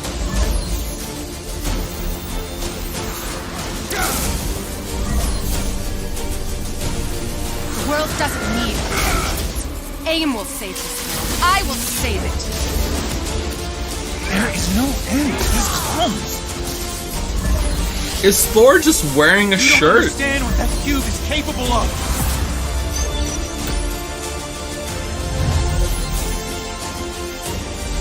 Was he busy?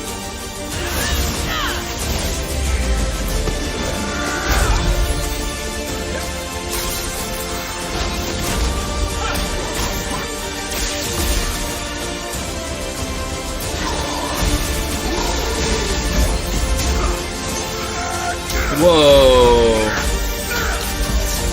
Alright, so I have no idea how this plays because I never played it because it just didn't look that great to me, but like I don't know if this is a good announcement or not. Maybe it's fine. I have no idea.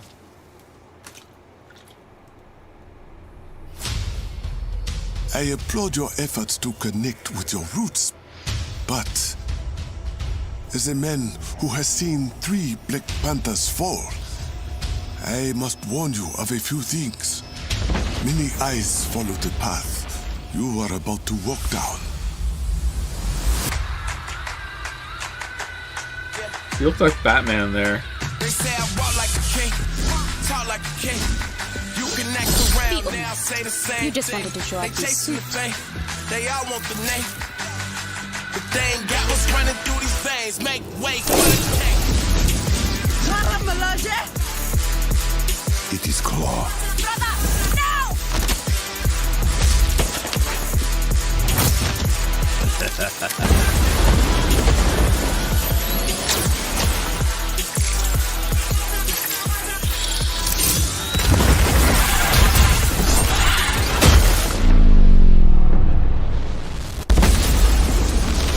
Vibranium doesn't belong to you. You are right. Vibranium does not belong to me. It belongs to Wakanda.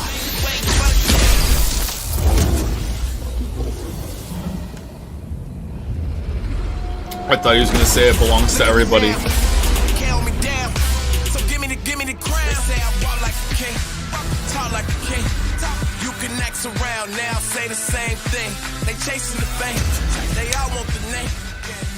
Included at no additional cost. Oh, that's nice of them. Now it's time to give mobile players a quick look at some of the games that will be available in the coming months. Alright, here we go, mobile players. Good Enjoy. Evening, 426. Our intelligence reports a new threat to global stability. It's a new Portal game. Their reach is unlike anything we have seen before. Following Agent 47's disappearance, you were selected because of your remarkable skills. Execution must be perfect. We will strike from the shadows, and they will never know what hit them. Oh, that hitman has a gun! A sad and beautiful tale that echoes throughout eternity. The first mobile entry in the Nier series. Nier Reincarnation. I'll get it because the first part of Reincarnation is near backwards. That's fun. Okay.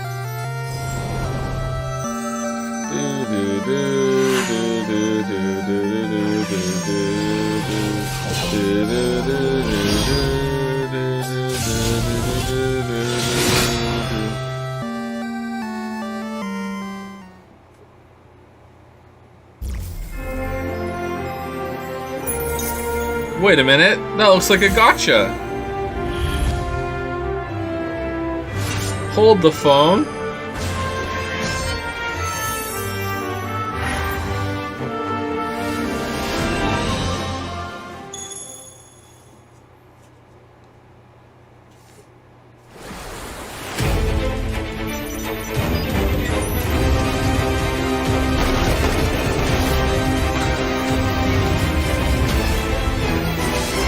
How is this?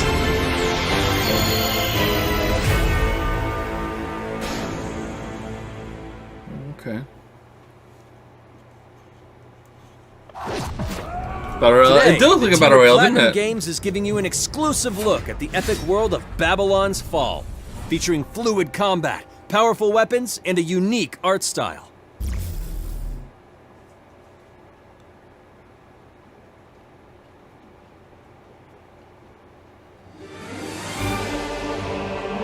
Built over 1,000 years, it was meant to be a tower of dreams. But for 1,000 more, it was seen as a tower of ruin.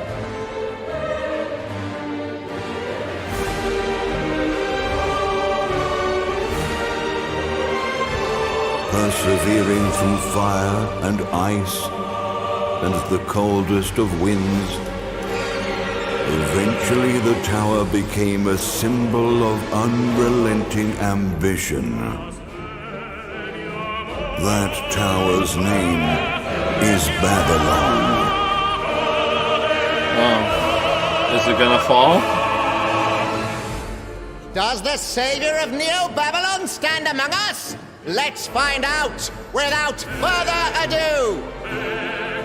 Oh, it's some co-op shit again. Oh, God, I'm so sick of this. I'm sorry. This doesn't interest me. I don't have friends.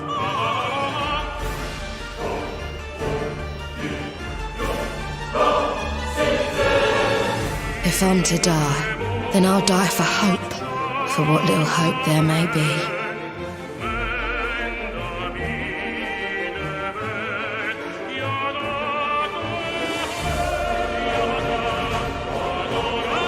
Just wait 15 years? I have so many kids, like, it's a 4-player I can't play, I'll just have to watch them.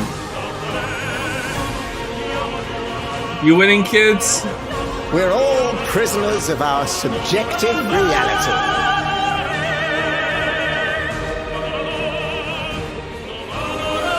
Believe only what you see, and you're like to end up seeing only what you believe.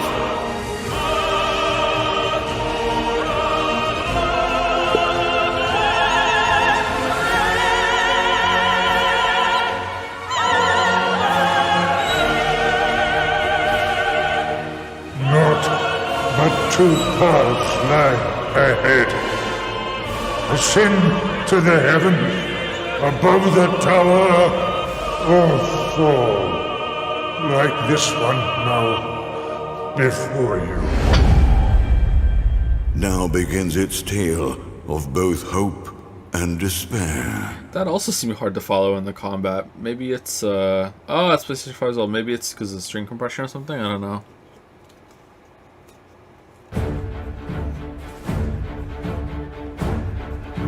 プラチナゲームズは本当にアクションという部分に関しては世界屈指のデベロッパーだと思ってますし、ニーオートマタでそれが証明できたんじゃないかなと思ってます。ニーオートマタのアクションをもっと楽しむためにどうしたらいいかって選ばれたジャンルがハック&スラッシュでしたので、このゲームのコンセプトは端的に言うとニーオートマタのアクションでハック&スラッシュというジャンルを楽しむということになります。もちろん一人でも遊べるんですけど、4人でダンジョンを攻略していくゲームになります。Oh, you can play it solo. Okay. については、プレイヤーが途切れない目標に向かって、アクション、追い求め続けることができると。プレイヤーは、ストーリーを追いながらダンジョンをクリアして上層を目指していくと。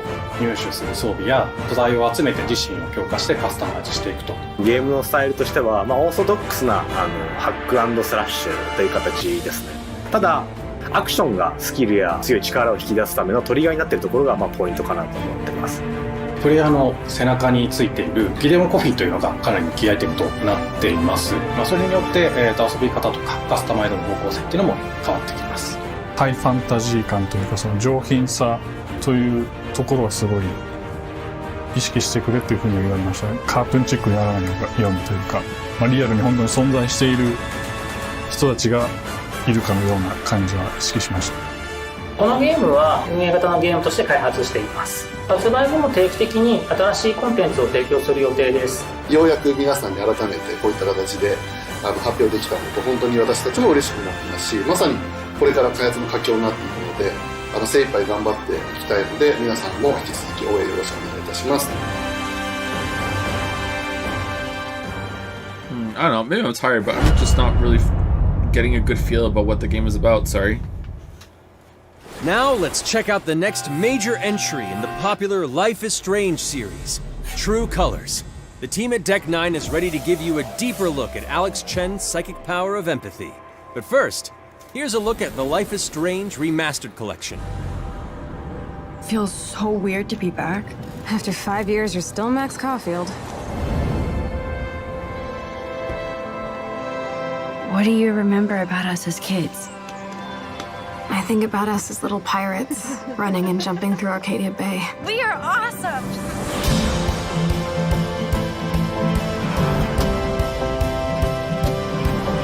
Which one is the remastered one? Oh, okay. Come on, let's dance! Or take my picture with your new camera. We both got scars and it's so hard to That's Rachel Amber. After my dad died and you moved, I felt abandoned. Oh, good, you're here. Rachel saved my life. Is this good? My angel. Something happened to her. We have to find her, Max. Holy shit. Is it Dawson's Creek the game? Max, what's going on? No! Oh no, we killed someone! Wait, what? I discovered I could reverse time. What the hell is this? Whatever's going on between us is special. Step back. She had a gun! Get in, Max! Then I realized I had a choice and the power to change everything. Arcadia Bay is on the edge of disaster. Time to change time. Whatever happens, I'll always have your back. Always.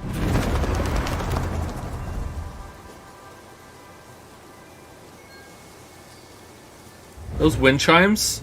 Hi, I'm Maya, also known as MXMTune. I'm a musician and the singing voice of Alex Chen in the upcoming Life is Strange True Colors. I hope you enjoyed that first look at official gameplay from the remastered collection.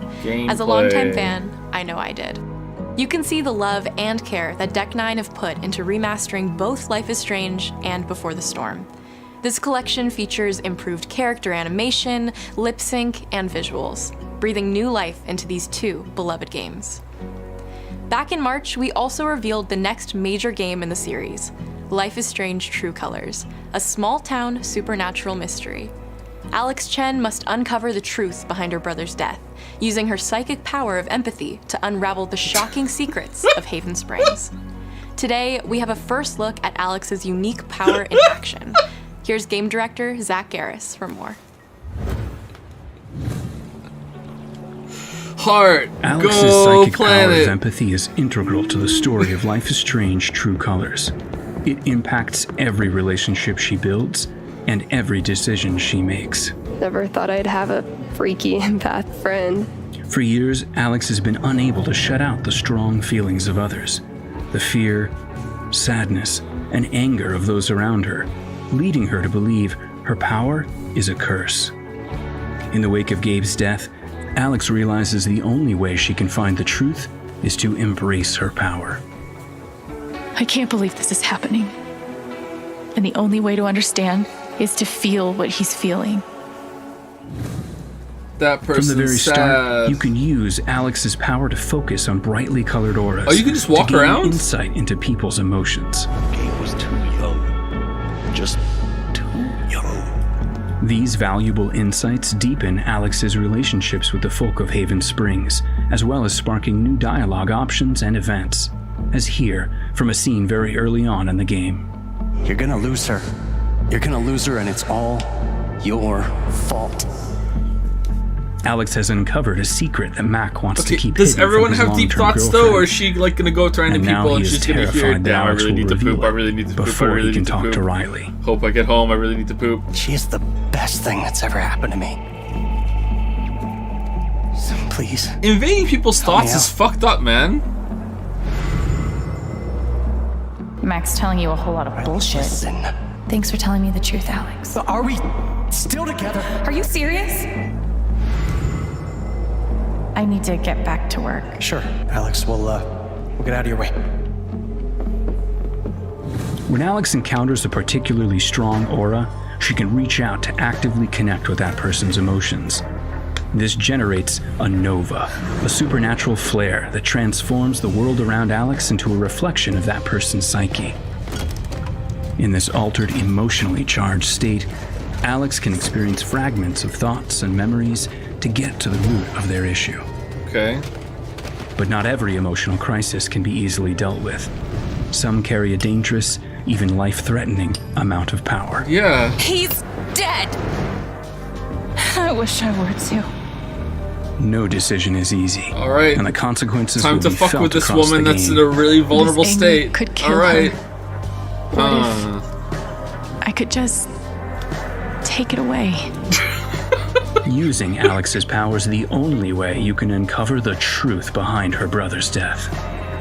What would that do to her? What would it do to me? And even if I can, should I? Oh, they're addressing How it. far will you That's go in interesting. pursuit of that truth? The choice is yours. Is it though? Can I just say no and leave?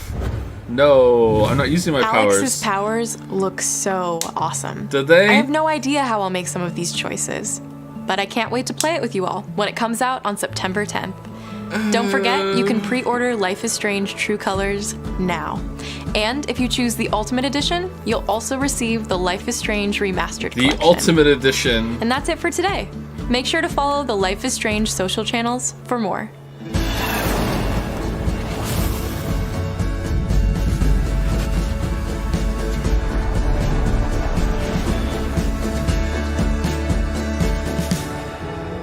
Alright, we're streaming that for sure and making all the wrong decisions. And now, we are excited to unveil a brand new title from Square Enix Japan. With the memory of their struggle buried deep in their hearts. Their Kingdom Hearts. Story. Alright. What's this? I'm here to kill chaos. That's my mission.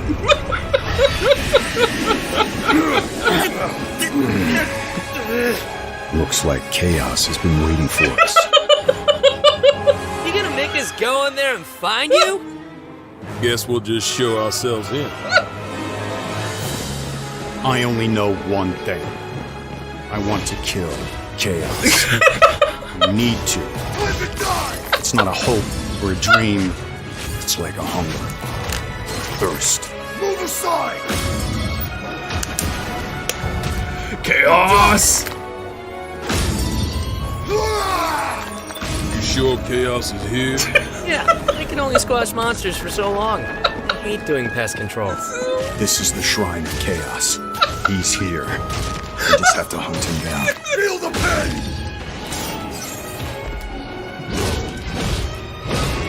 The darkness is so thick I can taste it. This is it. No doubt. Chaos is here. There was a knight who left on the same journey as you, but never returned. No, he's chaos. His name was Garland. If you could, I would be grateful if you looked for him. Chaos.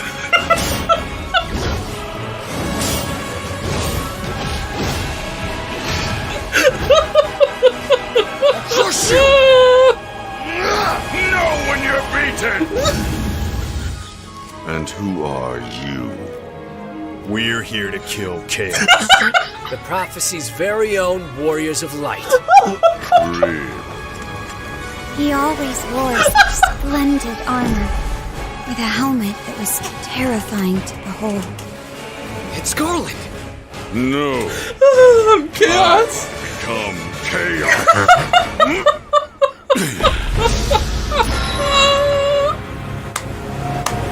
Oh my fucking god!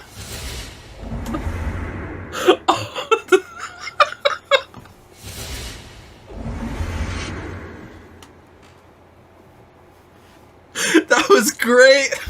I'll leave you with a look at some of the amazing Square Enix titles you can play now, as well as Oh those man, to come. I'm crying. That was so good. Hate to be the bearer of bad news, but Just hit me with it. we're gonna drop plate number 7. They're gonna do what?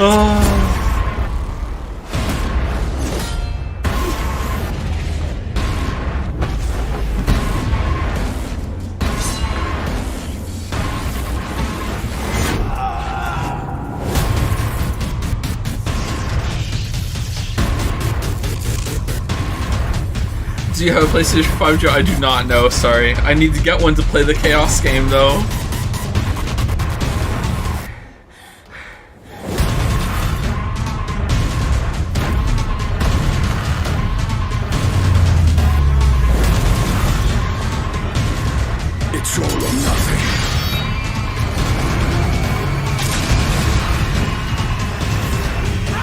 Are we done? Is this the end? No, of course I will. I'll call you. Thank you for joining us today. Keep an eye out for news about our next Square Enix Presents. All right. I'm Matt Mercer. See you next time. What's next? Warner Bros. Games. In an hour? Oh, God.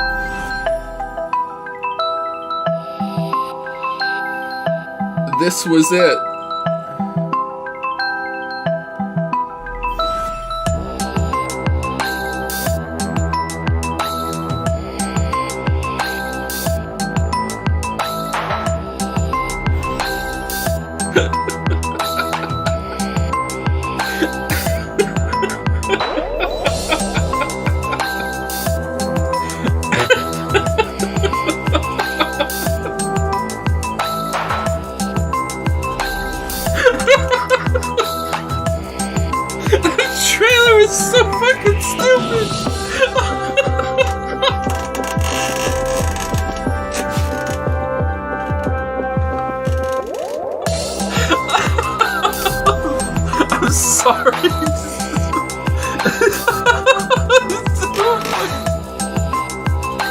That was so funny. Holy shit. Alright, are we done? Alright, let's slowly mute it. Alright, here we go. Alright, so I think it's an hour until the Warner Bros. Show. Are we gonna watch the Warner Bros. Show? I guess we should. And then, what's after that? The PC Gaming Show. I just looked. Alright, so the Warner Bros. Show is only half an hour, and then the PC Gaming Show starts at 2:30 Pacific, which is 4:30 my time, I think. So, no, not 4:30. 6:30. 6:30. It's already past 4. What the fuck am I talking about? 6:30. So, yeah, we have an hour. Alright, I feel like maybe we should take a break for an hour and reconvene. I don't think I want to sit around for an hour. Like, maybe?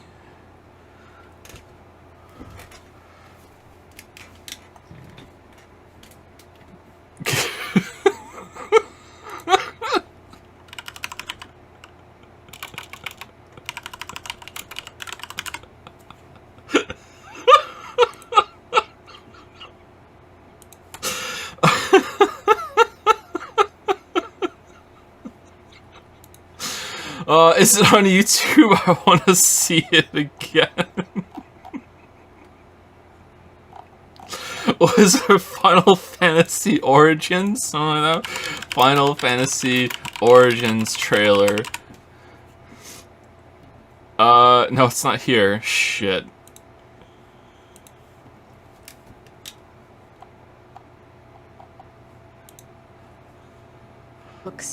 We are excited to unveil a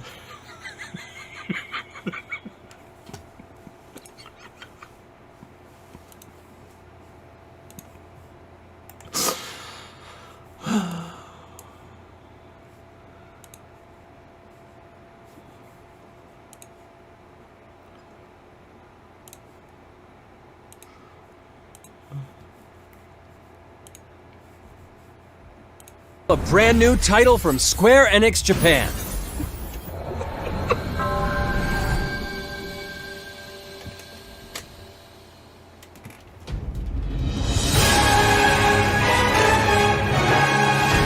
I'm here to kill chaos. That's my mission.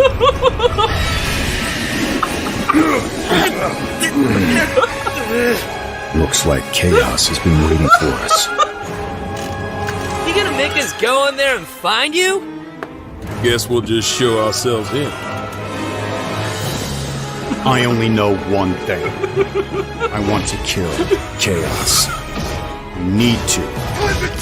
It's not a hope or a dream. It's like a hunger. Thirst. Move aside! You're dust! You're dust! Like, is the gameplay gonna be good? Like, I was too busy. Yeah, we can only squash monsters for so long. You sure he's here? This is the shrine of chaos. He's here. We just have to hunt him down. Feel the pain!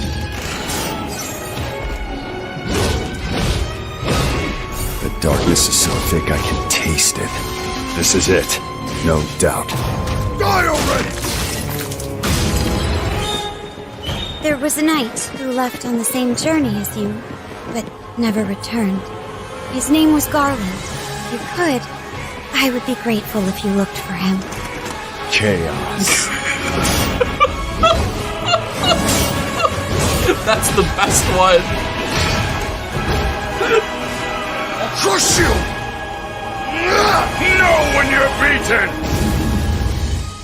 And who are you? We're here to kill Chaos. The prophecy's very own Warriors of Light. Real. He always wore such splendid armor, with a helmet that was terrifying to behold. It's Garland! No. I become Chaos. Ah, Stranger of Paradise, Final Fantasy Origin. Wow. Wow. Wow. Just amazing. Just amazing. Amazing. Alright, I'm gonna be gone for an hour, and then when I come back I might eat something. I haven't eaten yet today. I will come back and we'll do the Warner Brothers show, and then we'll do the PC gaming show.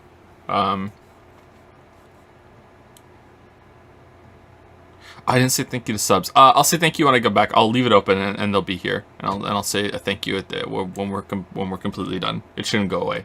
Anyway, yeah, go brush your teeth. Go have a snack if you need one. If you're not interested in the Warner Brothers show or the PC gaming show, then obviously I'll see you on Tuesday for Nintendo. I don't think I'll stream tomorrow. Maybe Capcom. Maybe. Excuse me. If it is tomorrow, it'll only be Capcom. So check the time for that. But yeah, if you're back later, I'll see you later. If not, I'll see you on Tuesday for Nintendo. When are we reconvening? In about 50 minutes. Chaos. See you later.